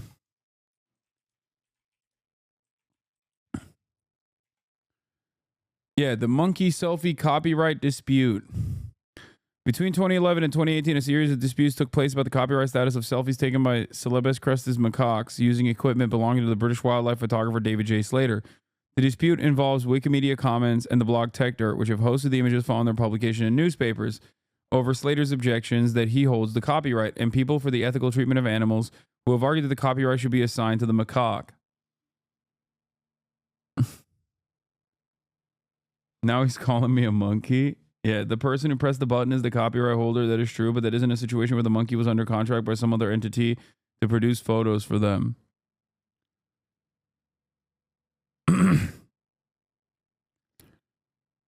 Expert opinions. Dude, this is crazy.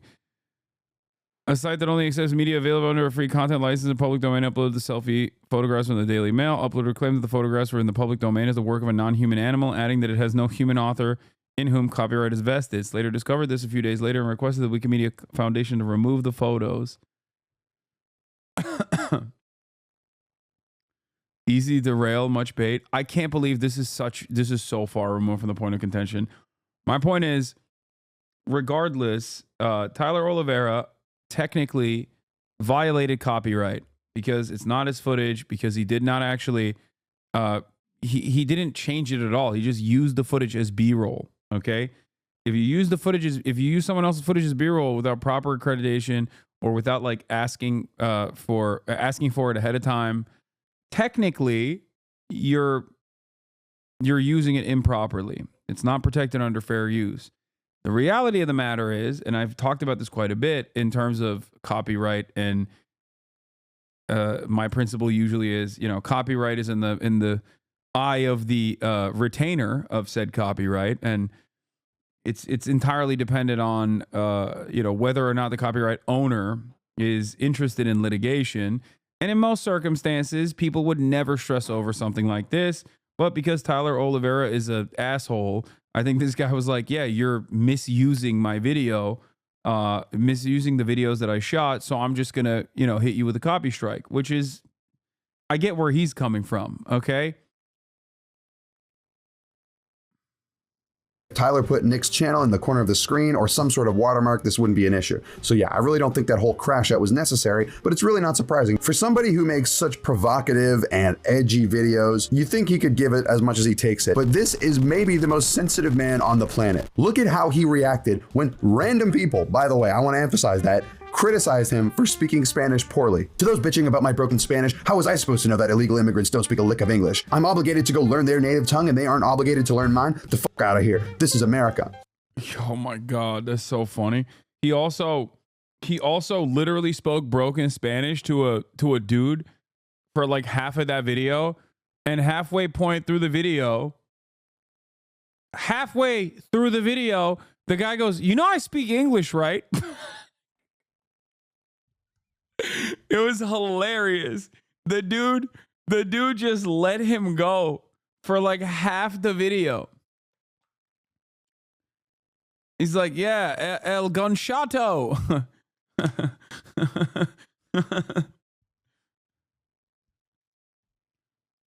Like, dude, these are just random commenters. I don't know why you're getting so mad. And this is far from the only example. I think this video has made it abundantly clear that Tyler is a shitty journalist. So naturally, he gets criticized a lot on Twitter for being a shitty journalist. And whenever someone criticizes him, Tyler uses this classic line or something similar to it. Actually, I go out and talk with people while you sit at home, which is just such Socratic logic. I don't even know if I should attempt to engage with this argument because it's so bulletproof. This is a tweet from the YouTuber Mr. Beat, who I think summed up Tyler's shtick pretty well. Based on all the videos of his I've watched, Tyler doesn't seem to care about finding out the truth. He's not even trying to find out the story. The story is great take. I mean, straight up. Yeah, he goes in with a preconceived bias.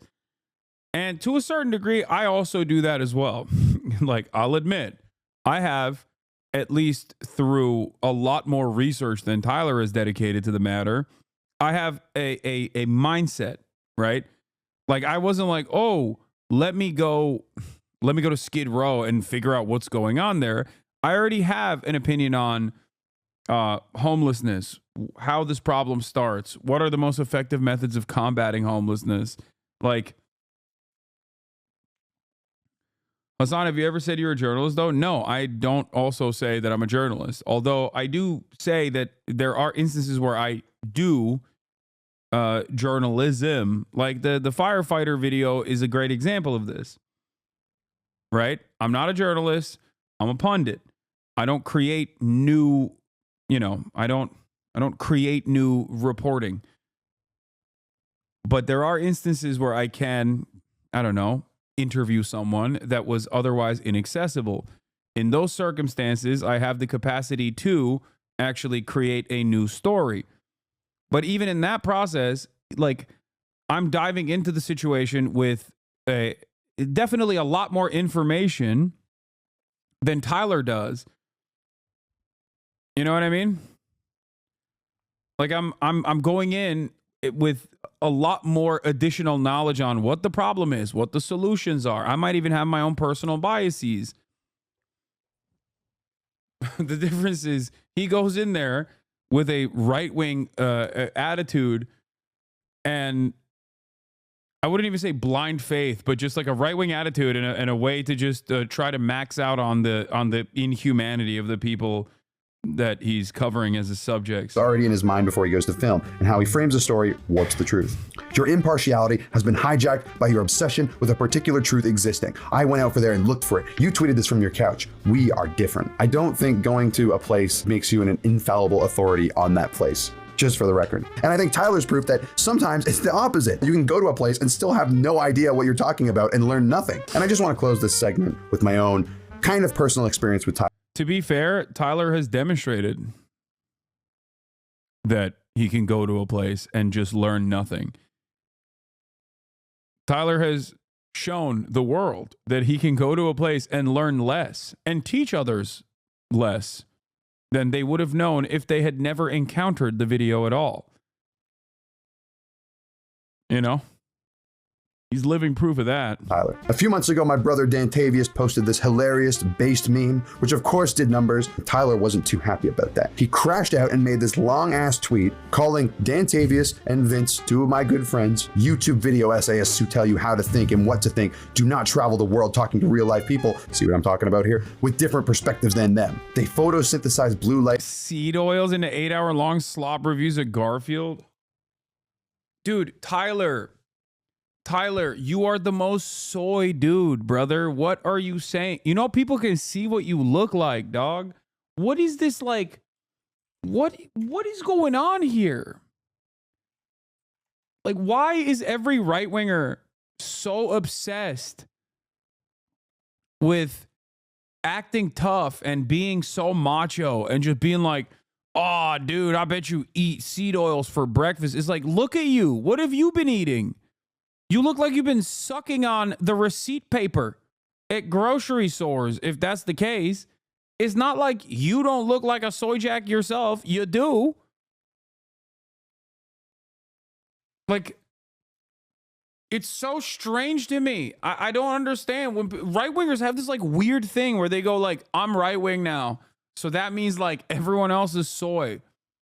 I, on the other hand, am macho and masculine. I'm the most masked guy you've ever seen. And it's like, dude, you own a mirror. What the hell?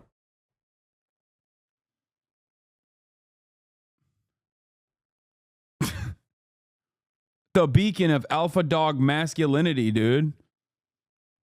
Look at this man. Like, you're a YouTuber as well. I don't know why. Like, it's so funny when YouTube slop content creators will yell at other YouTube content creators for making slop as though your version of slop is better. Like, people say this to me all the time, right? Other YouTubers and other, like, Twitter accounts will say this. They'll be like, all Hasan does is sit at his home and yap, yap, yap. It's like, but so are you. That's what you do. We both are doing that. Like, what do you mean? I'm yapping. You're yapping about my yapping. You're not even yapping originally. You are yapping over my yap. You're doing the same thing, to be fair. Yes, I am. But there's a difference. I recognize what I'm doing. What? That's my point. My point is we're having a yap off. You are not yapping in a superior fashion here. Okay? Also, I don't look like Tyler Olivera. And I often will never point this out unless it's like someone who's like, I'm a alpha dog, dude. I'll destroy you. You know what I mean? While also not fitting that profile, despite having no emphasis placed on being that way anyway. It's stupid.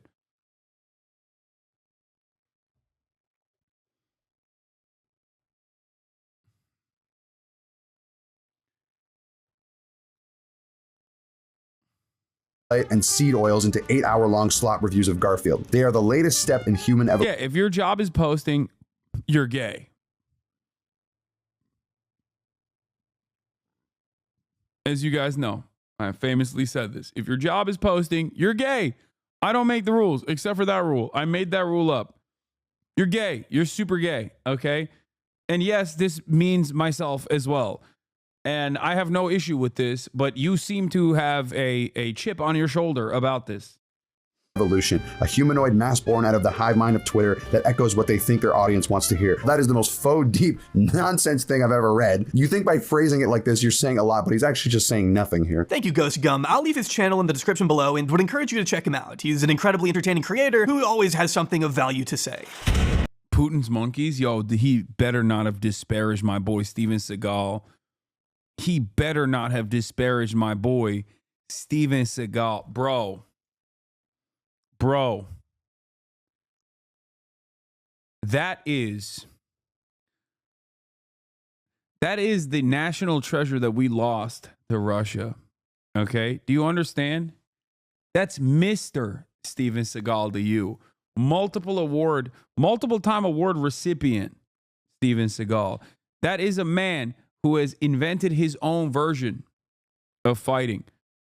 That is a man who knows how to run very well, and his arms don't flap like a wacky inflatable arm man when he runs. That's all AI. The footage that you see of Steven Seagal running where his arms flap in the wind, that's all AI footage.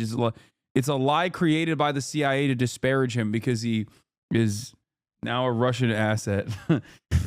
That's Mr. Deputy Sheriff of 35 years. That's Mr. Aikido Vision. Okay. Did you mean Sensei? Yes. That's Sensei. That's famous musician.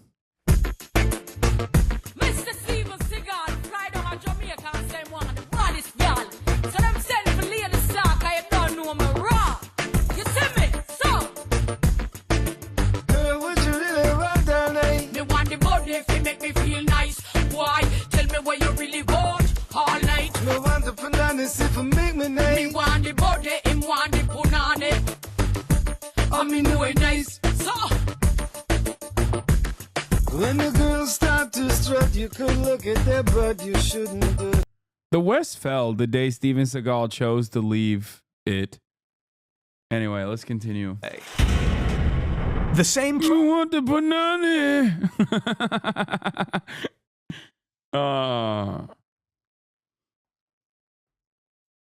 Can't be said for Tyler Olivera, who seemed to only be venturing further into partisan territory. The situation with Mark Leda and his responses to general criticism highlighted Tyler's own shallowness and inability to actually provide useful solutions for people facing hardship. If anything, it was a wake-up call for Tyler that hard-hitting scandal pieces don't really work when there simply wasn't a scandal, and that the people you sought to attack could respond and point out your own flaws and dishonesty. What was Tyler to do with this wisdom? Would he merely attempt to cater to a less critical audience who would look past his content shortcomings, or would he actually try to change? I don't need to complete this question, you already know exactly what he chose, and there was the perfect opportunity waiting for him to make the most of that evolution. Bing, bing, bing, bing, bing. Minnesota!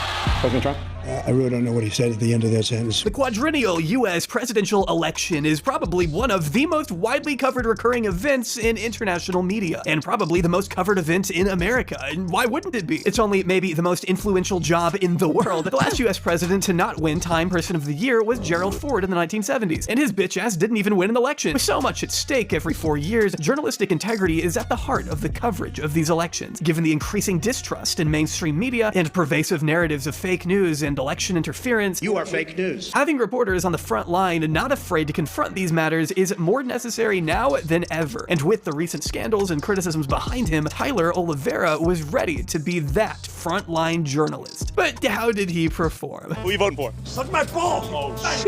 Well, friends, this is where I think I should introduce my second guest for today's video. He's been creating great content on infamous criminals over on his channel, but today he's taking a break from the stupidly morbid to talk about the morbidly stupid, as he looks at Tyler's use of the election and ensuing political tension to influence the masses with his representation of modern-day America. Take it away, Vince. Excuse me for my congested sinuses. I live near LA. The wildfires are going on. I've gotten sick from it, so excuse my congested-sounding voice. Now, in the age of fake news and disinformation... Oh, I feel that, brother.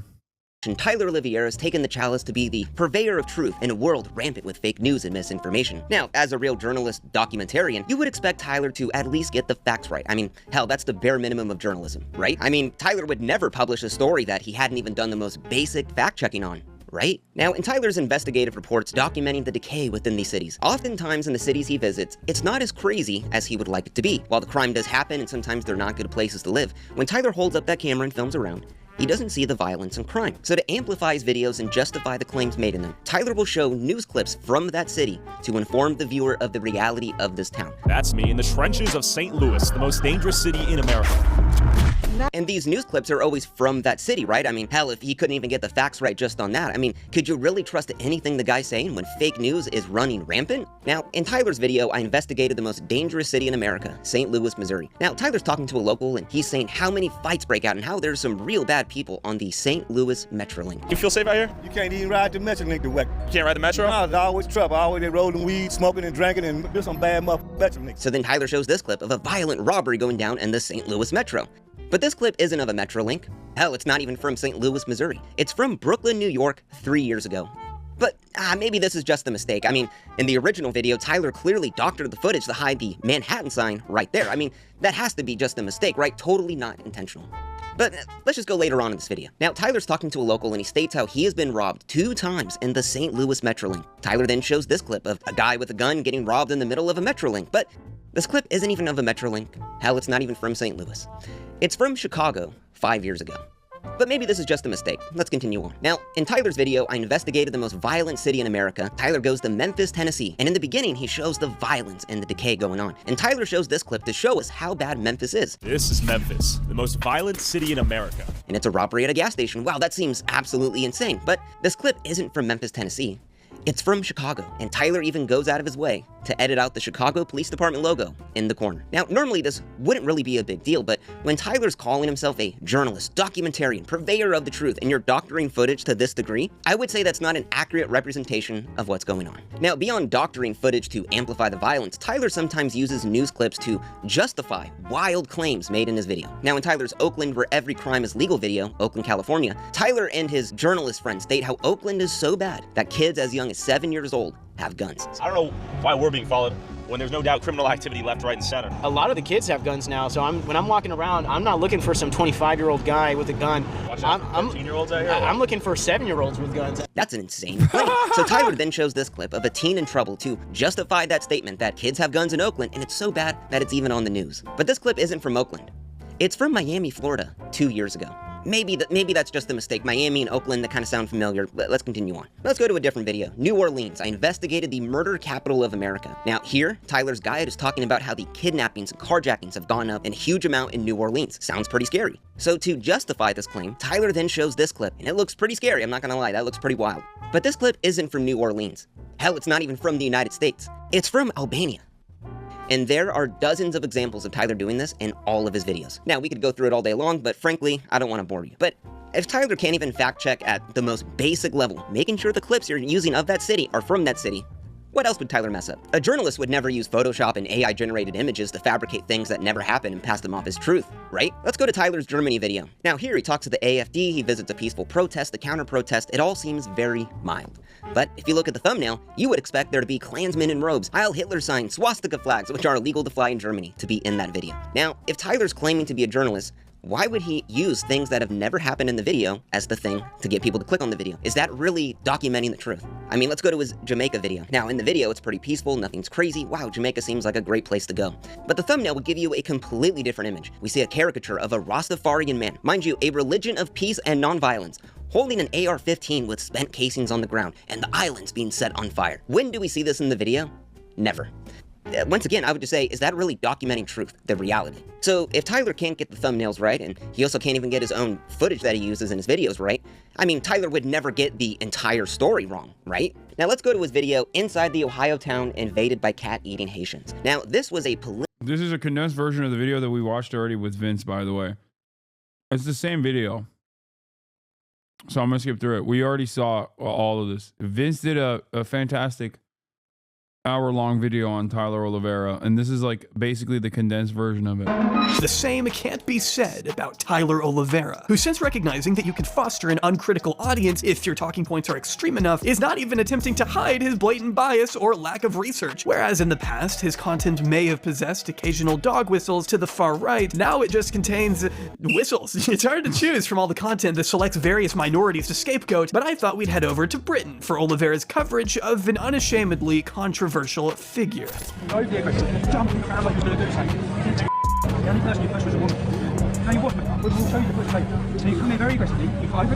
This is Tommy Robinson, a dude so far right that notoriously right-wing politician Nigel Farage once called him a thug. Robinson has incited— Like, that's literally a fascist.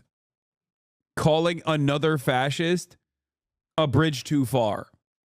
Okay? Nigel Farage and the Reform Party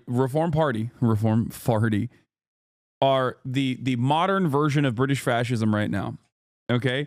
And even those guys are like, Tommy Robinson is so far out there that like our politically viable fascist party will look bad if we align with him.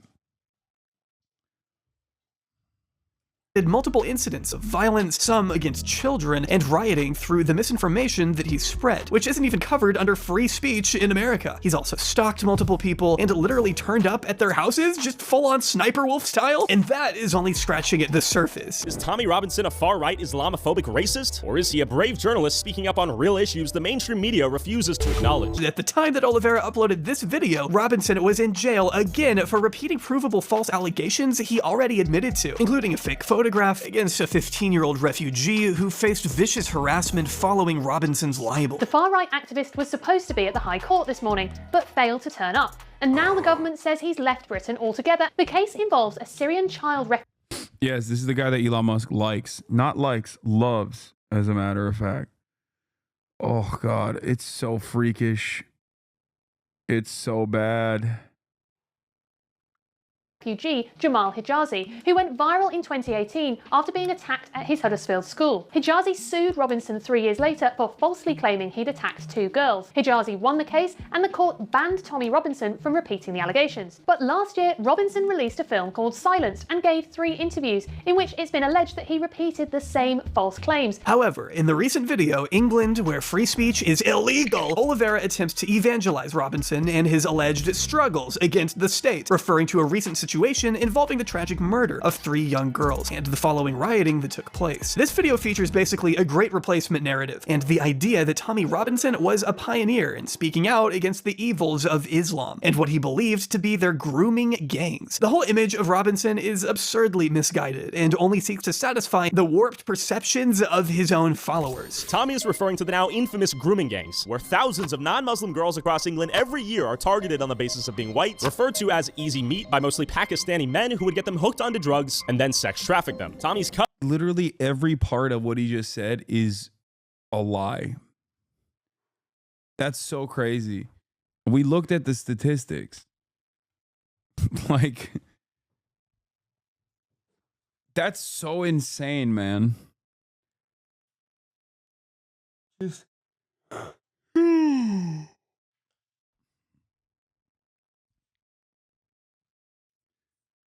the only group that's overrepresented in the statistics for doing sex crimes is white British people.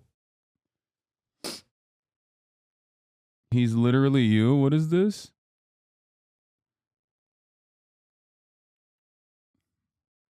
Cousin was a victim of these gangs. The British police didn't do anything despite knowing about the rapes, and the media would not acknowledge or report on the story out of fear that they would be called racist or Islamophobic. Tommy was, in essence, the first person to vocally speak up against these gangs. This would be true if you just ignored the many people, organizations, and charities who did actually speak out about them before Robinson came along. People who did research brought light to these issues, and in many cases it provided the building blocks for convictions that came after. Robinson didn't even speak out about. How was the Bernie interview? Just got here. Ladies and gentlemen, boys, girls, and MBs, we have Senator Bernie. This is out 1 minute ago. I fell off. No views 1 minute ago. I fell off. How was the Bernie interview I just got here? Well, you can find out what the Bernie interview looked like if you watch it on my YouTube page. I done felled off, dude. Go support it. Go leave a comment. Go like it. Go watch it all the way, by the way.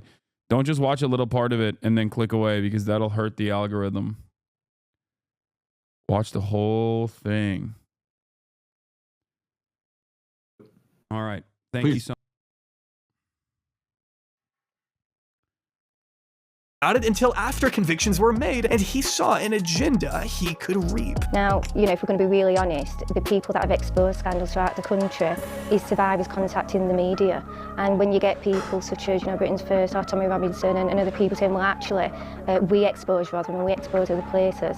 Well, no, you didn't. This is what people like Robinson do. In 2004, a filmmaker who was trying to shed light on these exact issues in a documentary film had her work hijacked by the British National Party, another far-right political movement who wanted to take her coverage and turn it into a party political broadcast, which then in turn led to various campaign groups to protest it. The film's airing was nearly cancelled entirely, and in the end aired at a later date, many years before Robinson would publicly jump on the cause. It's very possible that the involvement of the far right has interfered with these stories being brought to light, and in the past, Tommy has almost done that himself. In 2018, he almost collapsed an ongoing trial by live streaming outside the court during a reporting ban. at that bus. Who put that?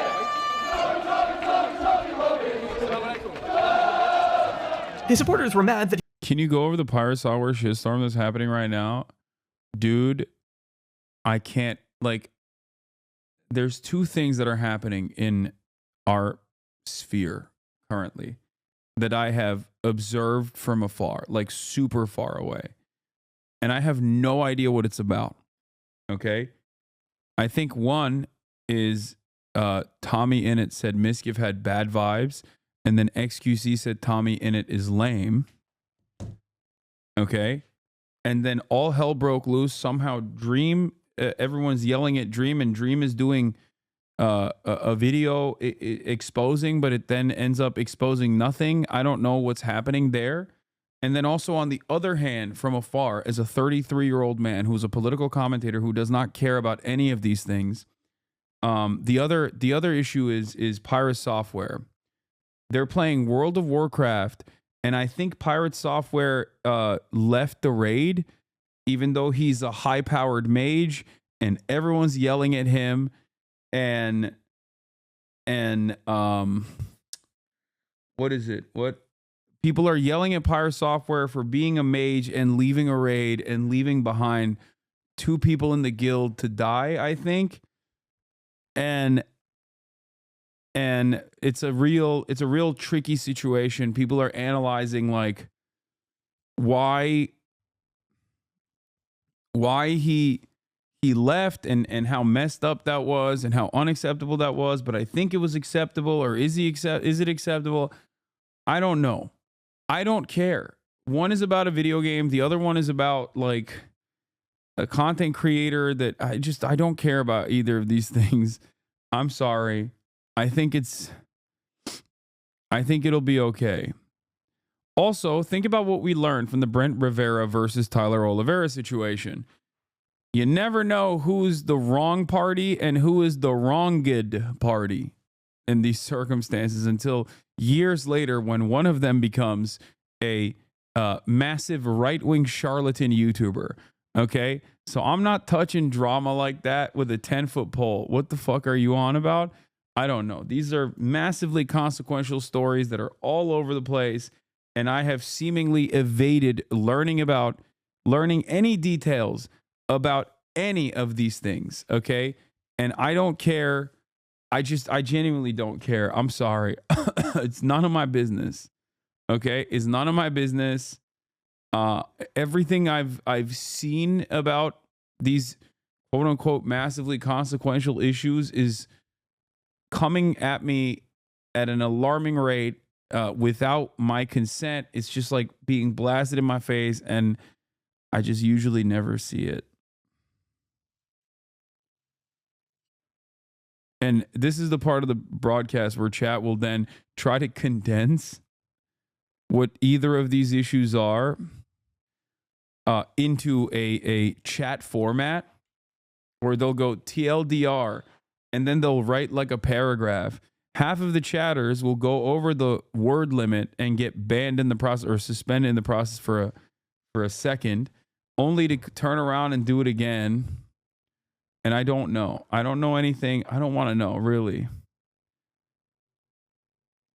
Let's continue. That he was being punished for speaking out, not recognizing that you can't sequester juries in the UK, and therefore a defense could use any interference to let potential child rapists walk free. The reporting ban was raised after the jury reached their verdicts. If Tommy had just waited, then he would have been able to rant all he wanted after the trial. Of course, if criminals had walked free, then Tommy would have had even more to be mad about, and more to tweet to his followers, and all the more reason to court their funds. See what these are? You obviously understand what these are. What are these?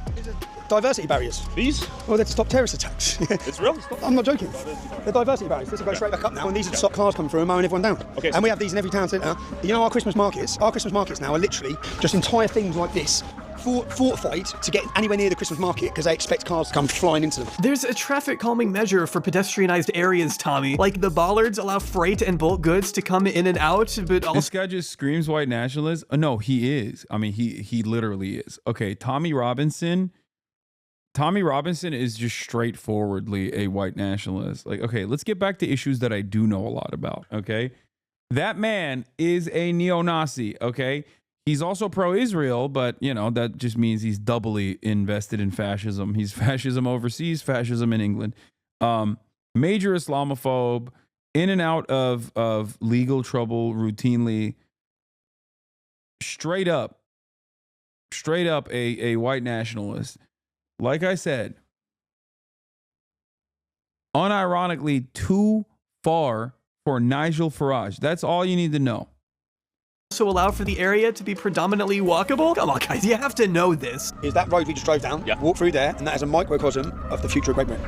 Yeah? It's Islamic. I'm just here to explain to you as an American, these centres are opened in every one of our towns, and the purpose of these centres, which are funded by our local Labour councils, is to convert the town to Islam. So the local Labour political party, which is your the Labour Party is creating Islamic centres to convert Christian Britons into Islam, paid for by the Labour Party.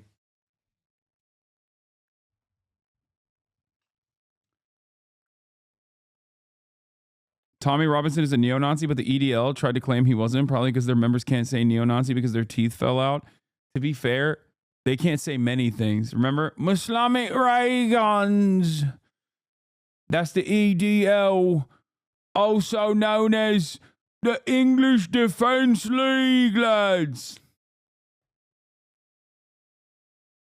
Democrat Party are funding the conversion of the town into an Islamic ghetto like this. He's just a liar. It's almost funny how much he's stringing Tyler along, but Tyler doesn't care because Tommy and Tyler are united in their mission. They need struggle. They need crime. They need disorder. They need stuff to rile people up about. They need people to scapegoat because if we did actually have a solution and working system, then they'd both be out of a job. It's indicative of how far Tyler has fallen, given that he was never really that good in the first place, but this content is dangerous at a certain point. Reactionary talking points backed up by selective interviews designed to tell a one-sided story, and he knows exactly who he's appealing to. Pegida means patriotic Europeans against Islamization of the West. We are fighting 10 years now against Islamization, which is taking over all over Europe. But in the meantime, in these 10 years, there came more themes and more themes. We are now fighting against these crazy genderism and as well. Less than a year back, if you went to one of his comment sections on his videos, you'd at least see some compassion for the subject. Now, you just see genuinely unhinged commenters basically saying out loud what Tyler spends the whole video inferring. You may not be your audience, but if you find yourself with an audience who parrot crime rate talking points like the KKK talk about African Americans, then I think you may have something to do with fostering that. I don't know. I want to put a knee on your chest for 13 minutes. Tell me what that would do to you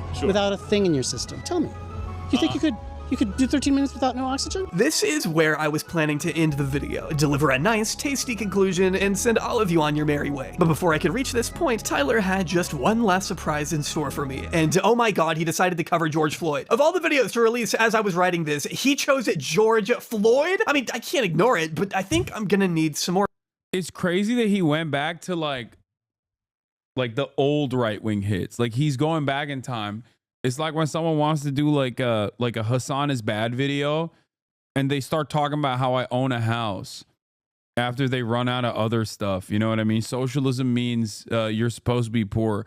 It's like, dude, that was like 11 dramas ago. You know what I mean? George Floyd at this point, like doing a documentary or an investigation on George Floyd's murder when it's like an open and shut case that is been dealt with, where the person responsible for his execution almost got executed in prison. Okay, that's how super done this is, and this guy is still trying to do right-wing narratives on it. It's very obviously, it is so obviously just like a desperate plea, a desperate attempt to just farm right-wingers as much as possible. More backup on this one. My third and final guest for today has already made a couple Tyler videos, so he's probably just as tired as I am, but I'm hoping that, like Vince Carter, I think he's done great. This dude, Saji he has Sharma. one more in him. Viewers, supporters, and haters, allow me to introduce Saji Sharma, covering Tyler Olivera, covering George Floyd. Yeah, go for it, Saji. Thank you, Jay,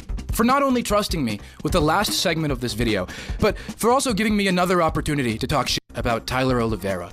I will take as many of those as I can. And I mean, for Christ's sake, Tyler's trying to debunk George Floyd's murder in the year 2024. He's just asking for it at this point. But before we even get into the video itself, in true Tyler fashion, we gotta look at the thumbnail and title, which in this case, the title is, I investigated George Floyd's murder, with murder being in quotations. Tyler's vetted unbiased journalism, everybody. And the thumbnail, which has a mural of George Floyd and rows of police officers bowing in front of it, which clearly this is some kind of AI-generated image. Tyler loves those. But now the video looks more interesting, because I don't know what stance Tyler's going to take. I mean, have you heard about the epidemic of police officers in mass mourning over George Floyd? Because I certainly haven't, and I'd love to hear more about that. Well, you may be a little disappointed to find out that that's Tyler has already done a Hasan as a house desperation takes.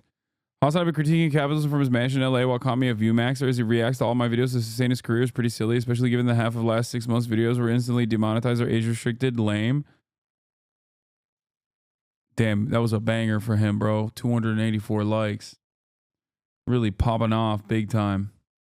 Oh, what's that? Oh, that's an interview from earlier today where I interviewed Vermont Senator Bernie Sanders. That's my mistake.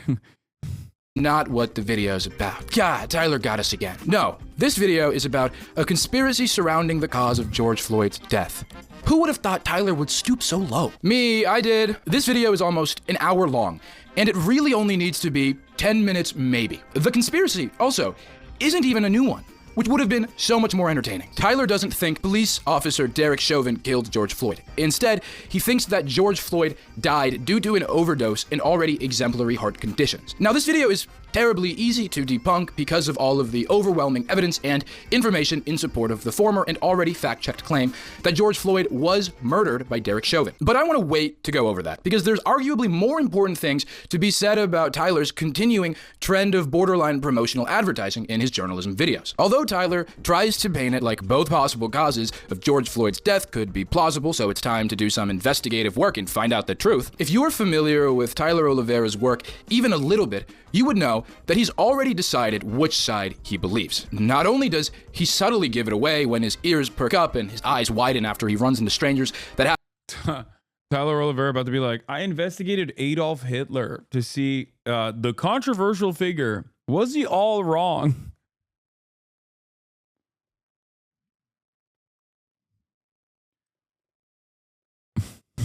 happen to agree with his political beliefs. It's all a joke. It's all a joke? Yep. In what sense? He overdosed. He overdosed on the fentanyl? But he also... My favorite type of journalism, asking random dipshits on the sidewalk. That's what journalism is about. Blatantly gives it away by outright promoting an alt-right conspiracy-fueled documentary called The Fall of Minneapolis. Given that the only time I'd seen the police body cam footage in full and dissected at length in a documentary titled The Fall of Minneapolis. That's right. Revealed halfway through this video, Tyler just straight up shows us his hand, which, you know, he tends to do a lot. Just explicitly, without shame, indirectly admits that the video is a complete puff piece. Created by Liz Collins of Alpha News, a conservative news outlet, which you probably could have gathered by their name. The Fall of Minneapolis is a documentary dissecting the body footage and autopsy report of the George Floyd incident. This documentary paints itself like it's revealing all of this top secret footage and information that big government doesn't want you to see. Even though everything shown in The Fall of Minneapolis was indeed presented in the Chauvin trial itself. And essentially, all of Liz Collins' points end up mimicking the same defense of Chauvin's own attorney. Tyler spends the rest of this video interviewing Liz Collins along with her husband, who, of course, is the former president of the Minneapolis Police Union, Bob Kroll. Who, in 2020, came to be known by the public as Bob KK Kroll. Which, if you don't know who he is, let's run down a list of fun things he's... Got him. I mean, also, it probably fits, you know? I suspect that name is well-deserved. He's done in his career, which includes, but is not limited to, the fact that he engaged in excessive force against community members and was named in a number of civil suits, was reported by his own fellow officers for calling U.S. Representative Keith Ellison, the first Muslim in Congress, a terrorist. In 2007, he was sued for racial discrimination by 5 black officers, one of whom later became the police chief, and a year later, in 2008, he was suspended along with a fellow officer for beating a man in the street and then having him arrested on false charges, all while out of uniform and without identifying identifying themselves as police. I could keep going, but I think I've proven my point here. The nickname Bob KKK Kroll is beyond fitting, and in fact, I think it's tame. Now, the main claims that are made in this video are shared with the documentary, in that we're basically watching an advertisement for the documentary. Nothing about the original talking points are altered or challenged really at all. Tyler is a puppet transfixed by enlightenment and is blindly regurgitating skewed and incorrect talking points. Liz Collins' main argument is that George Floyd overdosed and that he had pre-existing health complications. 3 times the lethal limit of fentanyl in his system, methamphetamine. He has very large organs, blockage in his heart. He has a paraganglioma, which is a tumor in his hip. He's been described to me as, sadly, kind of a ticking time bomb. Right, yeah, okay, so he was just gonna die anyway? The point here that they're trying to make is that these causes are completely separate and independent from anything Derek Chauvin did. But there is really no evidence that...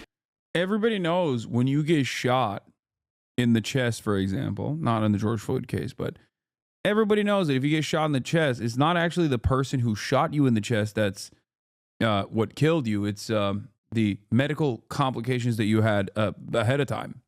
That is the responsible... That is actually what ended up killing you, not the person who shot you in the heart. Okay, your heart was slated to stop. Everybody knows. Drug use or health complications were the main factors in George Floyd's death. Liz here, and subsequently Tyler as well, really highlight the fact that George had drugs in his system, emphasizing that there were lethal amounts of fentanyl and methamphetamine found in his toxicology report. However, Liz used the term lethal in a very objective manner. 3 times the lethal limit of fentanyl in his system, methamphetamine. He has... When how lethal a substance is varies entirely from person to person. In a Reuters article fact-checking the evidence for drug overdose in the cause of George Floyd's death, Peter T. Lynn, a forensic and general autopsy pathologist who co-authored a study on the reliability of post-mortem fentanyl levels when determining the cause of death, says that there is no such thing as a fatal drug concentration, because many other factors must be considered beyond the post-mortem drug concentration, Lynn said. An important concept in cause of death determination is that multiple potential causes may be present, and it is the job of the certifying medical examiner to sort through those potential causes and choose a primary cause and or multiple contributory causes. In support of their own claim, Liz Collins references Dr. Andrew Baker, a pathologist brought to testify during the trial, who stated that George Floyd had severe underlying heart disease, which therefore affected his death. But even in the clip that Tyler uses in his video, Dr. Baker clarifies that even still, the law enforcement's subdual of George Floyd was the initial catalyst. Now, in the context of an altercation with other people that involves things like physical restraint, that involves things like being held to the ground, that involves things like the pain that you would incur from having your cheek up against the asphalt, an abrasion on your shoulder, those events are going to cause stress hormones to pour out into your body, specifically things like adrenaline. And what that adrenaline is going to do is it's going to ask your heart to beat faster. It's going to ask your body for more oxygen so that you can get through that altercation. And in my opinion, the law enforcement subdual restraint and the neck compression was just more than Mr. Floyd could take by virtue of those heart conditions. He even states in the same trial, in a clip that Tyler decided to leave out of the video entirely, that his heart disease did not cause the subdual or the neck restraint. Mr. Floyd's use of fentanyl did not cause the subdual or neck restraint. His heart disease did not cause the subdual or the neck restraint. Without those two things, done by Derek Chauvin and the other officers, Mr. Floyd would not have died, he testified. But of course, these people think that Chauvin's neck restraint was actually the correct thing to do. In fact, Liz Collins believes that Chauvin did nothing wrong and actually used the proper police technique to hold and pin down George Floyd, called the maximal restraint technique. And Liz tries to paint it like no one's heard about this or known of its existence because 2 pages were mysteriously missing from the Minnesota handbook. Not only that, but it's very early, within the first couple of days, that I noticed that there are 2 pages that are mysteriously missing from the police training manual. Which I don't know how you would prove that. This is an online PDF manual anyone can download and access at any time. And how did you know 2 of the 700 pages were missing? As much as she's trying to make it seem, Liz Collins was not the first person to uncover the secret, hidden Minneapolis Police Department training manual. The proper technique use was actually a big point of contention during the trial. And on top of that, the manual itself specifies the maximal restraint technique shall only be used in situations where handcuffed subjects are combative and still pose a threat to themselves, officers, or others, or could cause significant damage to property if not properly restrained. There is even direct instruction to place the subject in the recovery position to alleviate positional asphyxia. Dr. Martin Tobin, a pulmonologist that testified during the trial, stated that George Floyd died of asphyxia. The same asphyxia the manual directly instructs on how to avoid. If you're interested in uncovering more of the BS Liz Collin and Alpha News spew in their documentary, because there is a lot, I recommend checking out Dina Winter's thorough review. She does a great job fact-checking and uncovering all of the manipulative points and false claims made. I'll let Jay know to leave it in the description for you. So, okay, Derek Chauvin incorrectly executed an unnecessary training technique, which factually overshadows any and every other nitpick these morons have of a dead man. And guess what? Guess what?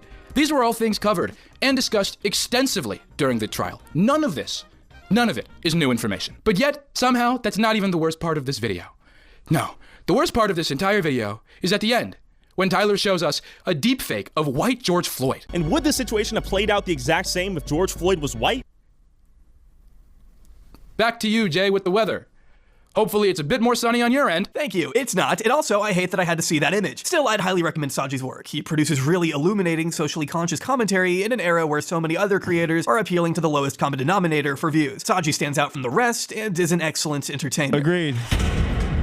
The same can't be said about Tyler Olivera, who by now I've run out of patience for. I can't wait around any longer to analyze his dogshit content just in case he releases a video promoting David Duke as a true American patriot, as other influencers have done. We need this to end, and I know just the place. We are currently living in an increasingly divided and polarized world. Dude, that is, I mean, that's so gross, man. It's just like, I don't know what it is. I mean, I think like the pure unadulterated racism, I'm used to at this point. But it's also like it's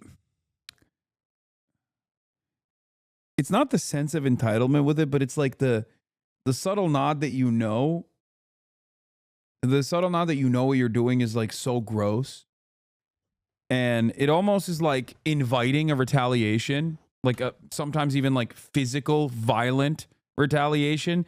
And it's like, what are you going to do about it? Like, it almost feels like you're challenging the audience to do something about it. You know what I mean? It's so gross. It's like, yeah, I can do this and there's nothing you can do in retaliation. That's what it feels like.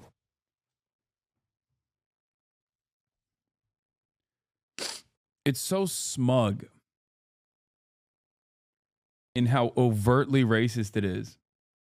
World. We are guaranteed to have at least a few more years of tension, unrest, and very likely violence. In this era of political turmoil, we need people who are going to ask the real questions, veer away from propaganda, and lead by example. And yet, this is the guy millions of people go to for investigative journalism now. After Mr. Beast hit 6 million subscribers, I decided to train, both physically and mentally.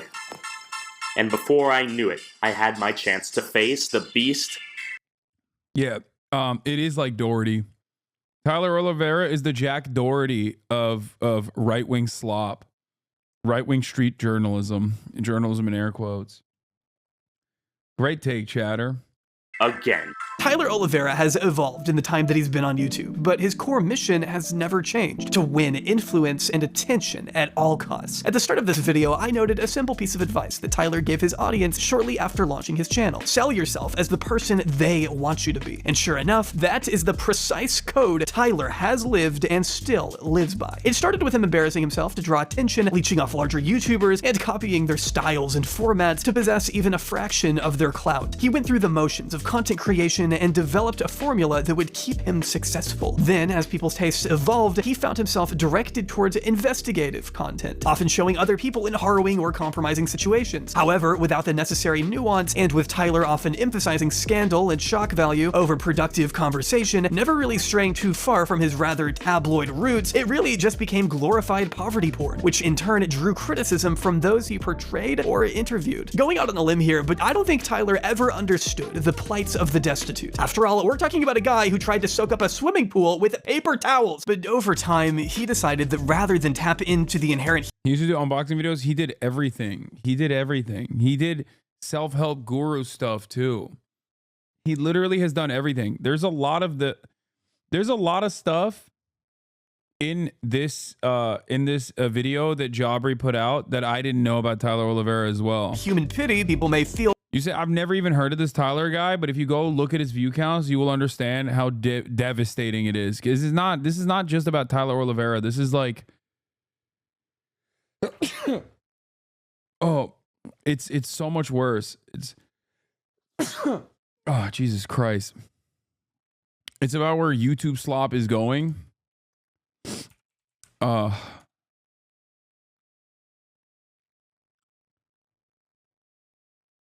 On Christmas Eve, like where YouTube slop is going is so devastating. Inside the Dominican Republic's most dangerous hood. Inside of Philadelphia's real-life zombie outbreak. Vancouver, Disneyland for drug addicts. Inside the rise of Germany's neo-Nazis, air quote. I investigated George Floyd's murder. Inside the country that kills disabled people. England, where free speech is illegal. Like, the canceled YouTuber who became Europe's most feared politician. I mean, I don't know about that one. But basically, it's dire. Like,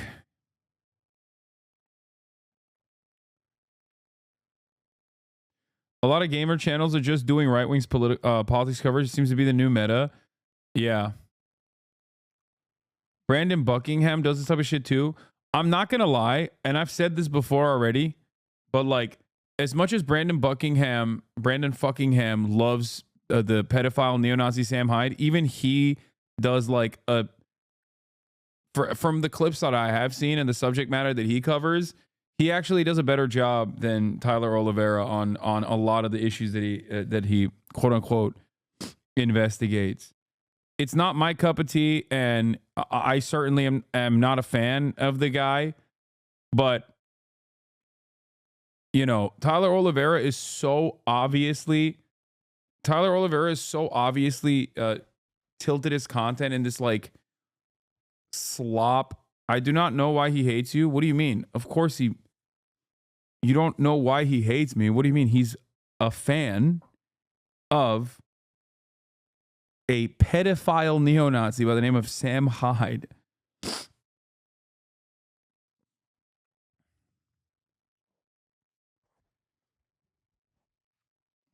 Tommy G is turning right-wing. It seems he always gets political and focuses on right-wing beliefs. Yeah, that's what I'm saying. Like, there's so many of these content creators out there that initially start off like Tommy G also is like he's done a lot of interesting coverage. Tommy G, like what that was the guy that did the Kia Boys one, right? Sam is a pedo. 22-month subscriber asking me if Sam Hyde is a pedophile. The answer is yes, dude. Yes. Numerous. I didn't know a single damn thing about this motherfucker until he was like, I'm gonna kill you. I'm gonna kill you. And everything I learned about this dude is against my will. All right. Explain why Sam is a neo-Nazi pedo. Brandon's actually pretty ethical or everything. Pedo neo-Nazi. Explain why Sam Hyde is a pedophile neo-Nazi. He gave $5,000 to the Andrew Anglin Defense Fund and routinely talks about neo-Nazi shit.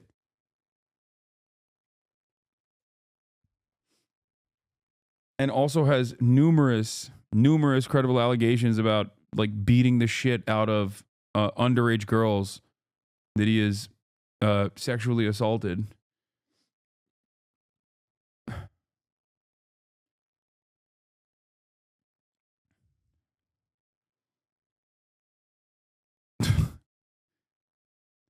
How did these people like what?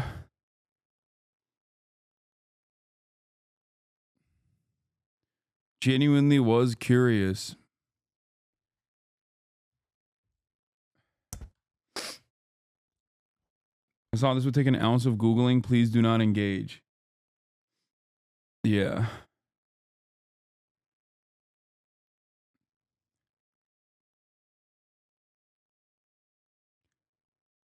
At this point, even people who have previously collaborated with him, even people who had previously collaborated with him when he was on his fuck Hasan arc that knew he was a neo-Nazi have decided to openly call him a neo-Nazi, by the way. And yes, I'm referring to Destiny.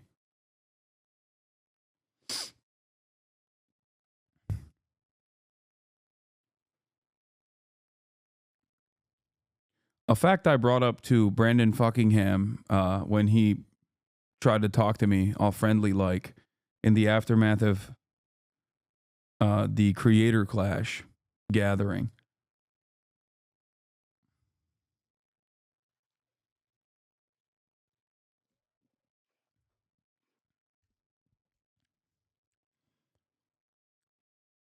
Yeah. I spoke to this guy who told me he would rather steal hundreds of thousands of dollars from child cancer research in exchange for not being in the same room as someone he suspected of being a Nazi. All his friends agreed. It's funny how you were talking about making amends and being chill regardless of our differences and beliefs. Then 2 months later, grew the balls to tweet this. Bro was red in the face and stuttering while talking to us too. Funny.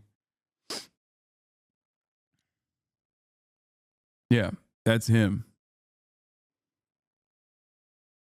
They took a little sneak shot here. A little creep shot. And then only months later posted it, which made it really funny.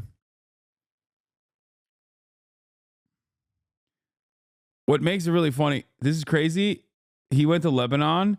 No, that's why I'm saying, like, I'm willing to look at even someone this bad in a very different light if they're going all the way out to Lebanon and like talking to people in southern Lebanon that have been bombed by Israel. Okay.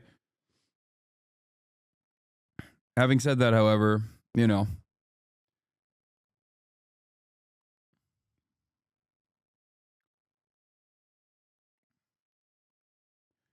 do what you will with this information that has been presented to you.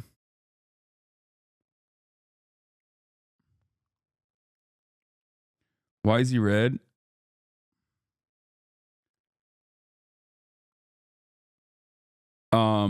I don't know. I don't know why he was so uncomfortable. Maybe because I had called his favorite content creator who he's wearing the shirt of a pedophile neo-Nazi.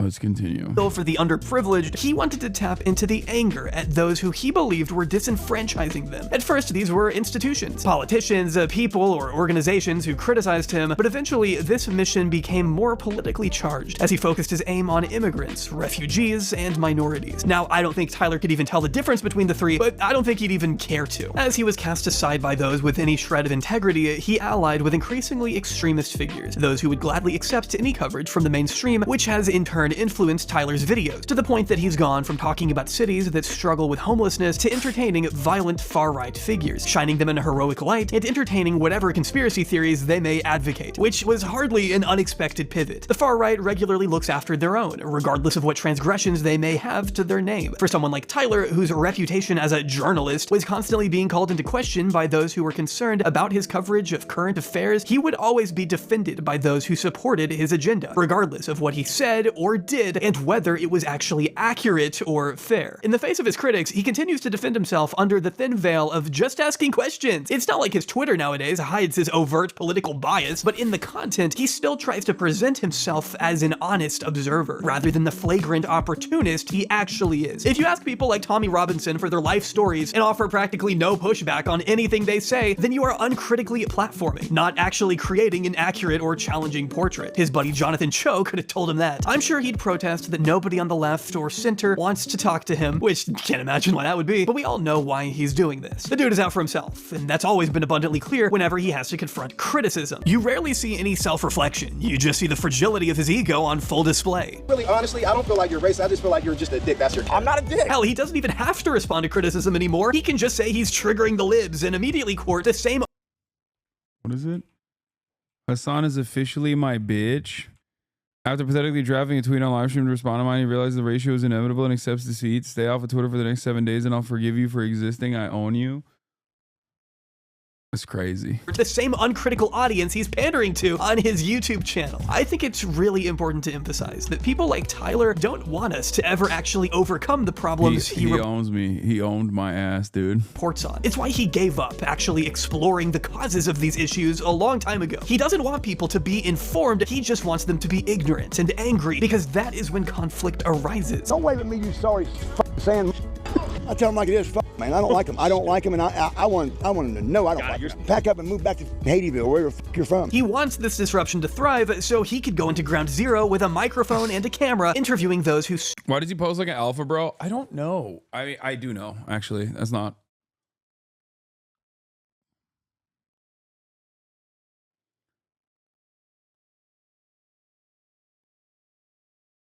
stoke the division. He thrives on anger, on conflict, on suffering, and the destruction that often brings. And of course, we should be angry sometimes, given the state of our world. Things are messed up beyond comprehension, but we should also have an idea of what we want to do about the problems that pervade our society as well. The first step is to understand these problems, and that will never come down to one demographic or one person. It's an institutional rot, one that will require a lot of time and concerted effort to seriously address. People want simple answers and identifiable enemies because it's what seems the most manageable, and in Tyler's case, profitable. But most of the time, that's simply not the case. And I do think it's our job as commentators to make sure there isn't just this irresponsible scapegoating and speculation that could escalate into more prejudice and violence. While he has followers who are willing to watch this content, donate to his channel, and pay for his Patreon, Tyler Olivera has no reason to change. In fact, with mind to his philosophy, it may be the motive to only push him further and further into misinformation under the frivolous guise of journalism. My only hope is that Tyler's shameless greed and selfishness will eventually betray him once people's preferences for content shifts again, and he finds himself saddled by videos that are no longer rewarding, and any new popular genres that he could tie himself to don't take well to creators who fawn after fascists. But as said earlier, the far right will probably take him in as long as he still has some sort of following. He may end up on Fox News, or maybe in Washington as the new Attorney General. I mean, only time will tell. But when you look at what real journalists put themselves through on a daily basis, it shows that a lot of people don't actually care about learning what's going on in the world. They just want their views reinforced by shallow, sensationalist bullshit. And Tyler just so happens to be the courier of that crap. A Lou Bloom type, so lacking in basic morals and original thoughts that all he can do is mirror the culture's ugliest habits. And maybe that's a reflection on all of... Oh no.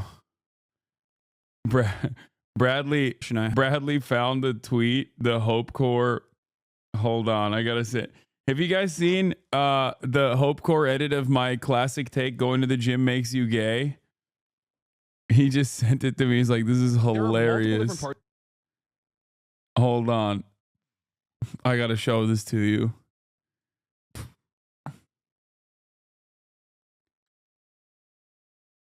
You go to the gym, you're gay. The more you go to the gym, the gay.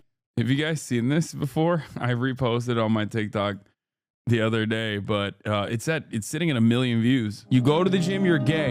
The more you go to the gym, the gayer you get. You know what's making our children queer? Bradley Martin. He owns the gym.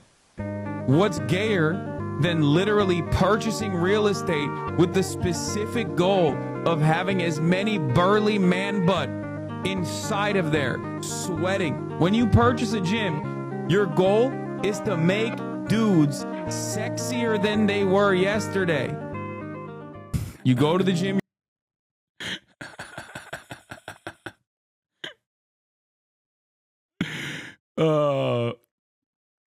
Hope Corps over my rants make it so much funnier. Like Hope Corps over dumbass things that I say on a daily basis is just is the method. It's so true. What did he say? Oh, he loved it. He thought it was really funny. I'm new. Has anyone credible ever attempted to cancel you? What do you mean? Like credible?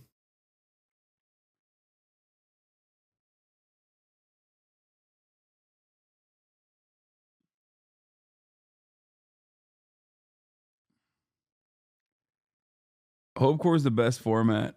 You posting this on Red Note?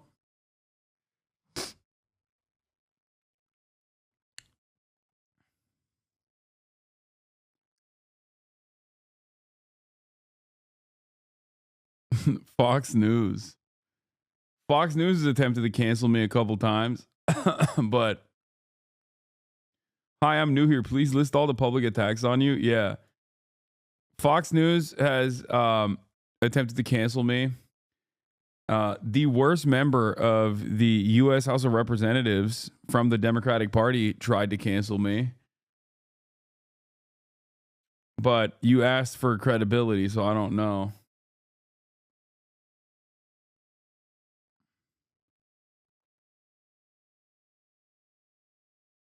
Richie Torres, not a very credible guy. he did try to I mean, he used the congressional letterhead.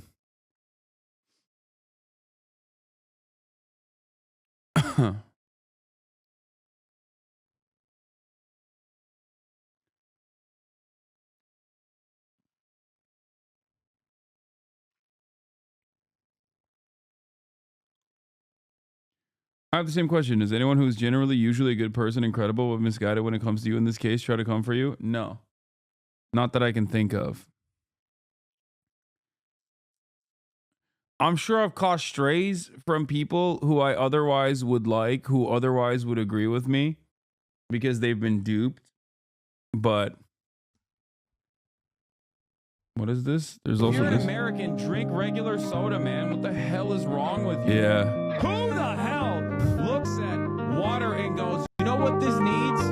Not sugar, not sweetener, not some delicious yellow 5 chemicals that make mice transparent, but just a little bit of throat pleasures. If you drink sparkling water, you think you live in Europe. Okay, oh, I'm gonna go visit the Alps, like on a holiday. No, you're not, Deborah. Okay, you're an accountant. You don't get holiday. You live in America. There is no concept of holiday.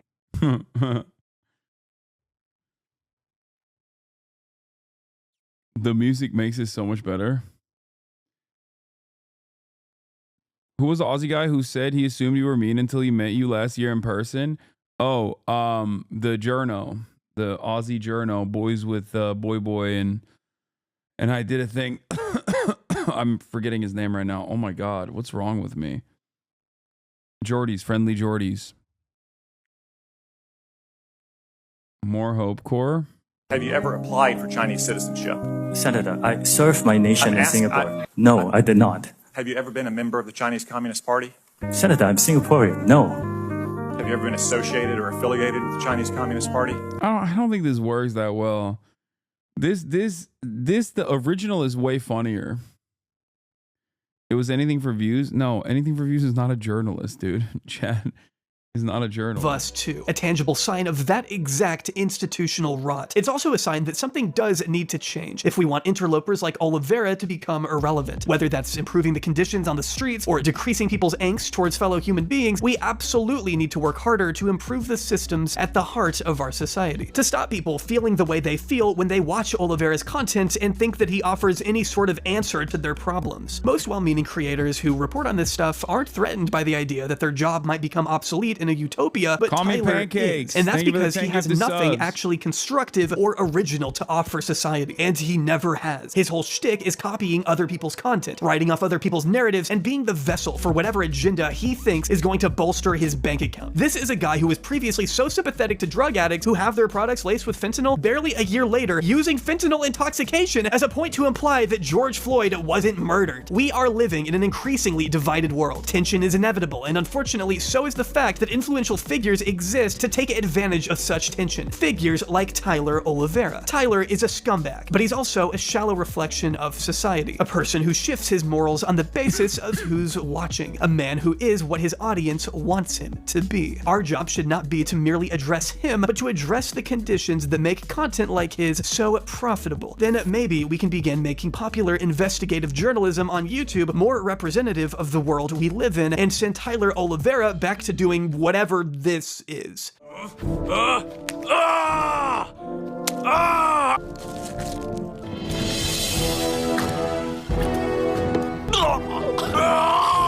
I still blame Mr. Beast. Great video. Great video from friend of the show, J Aubrey. Fantastic, well researched, well sourced, good opinions overall, 10-10, no notes.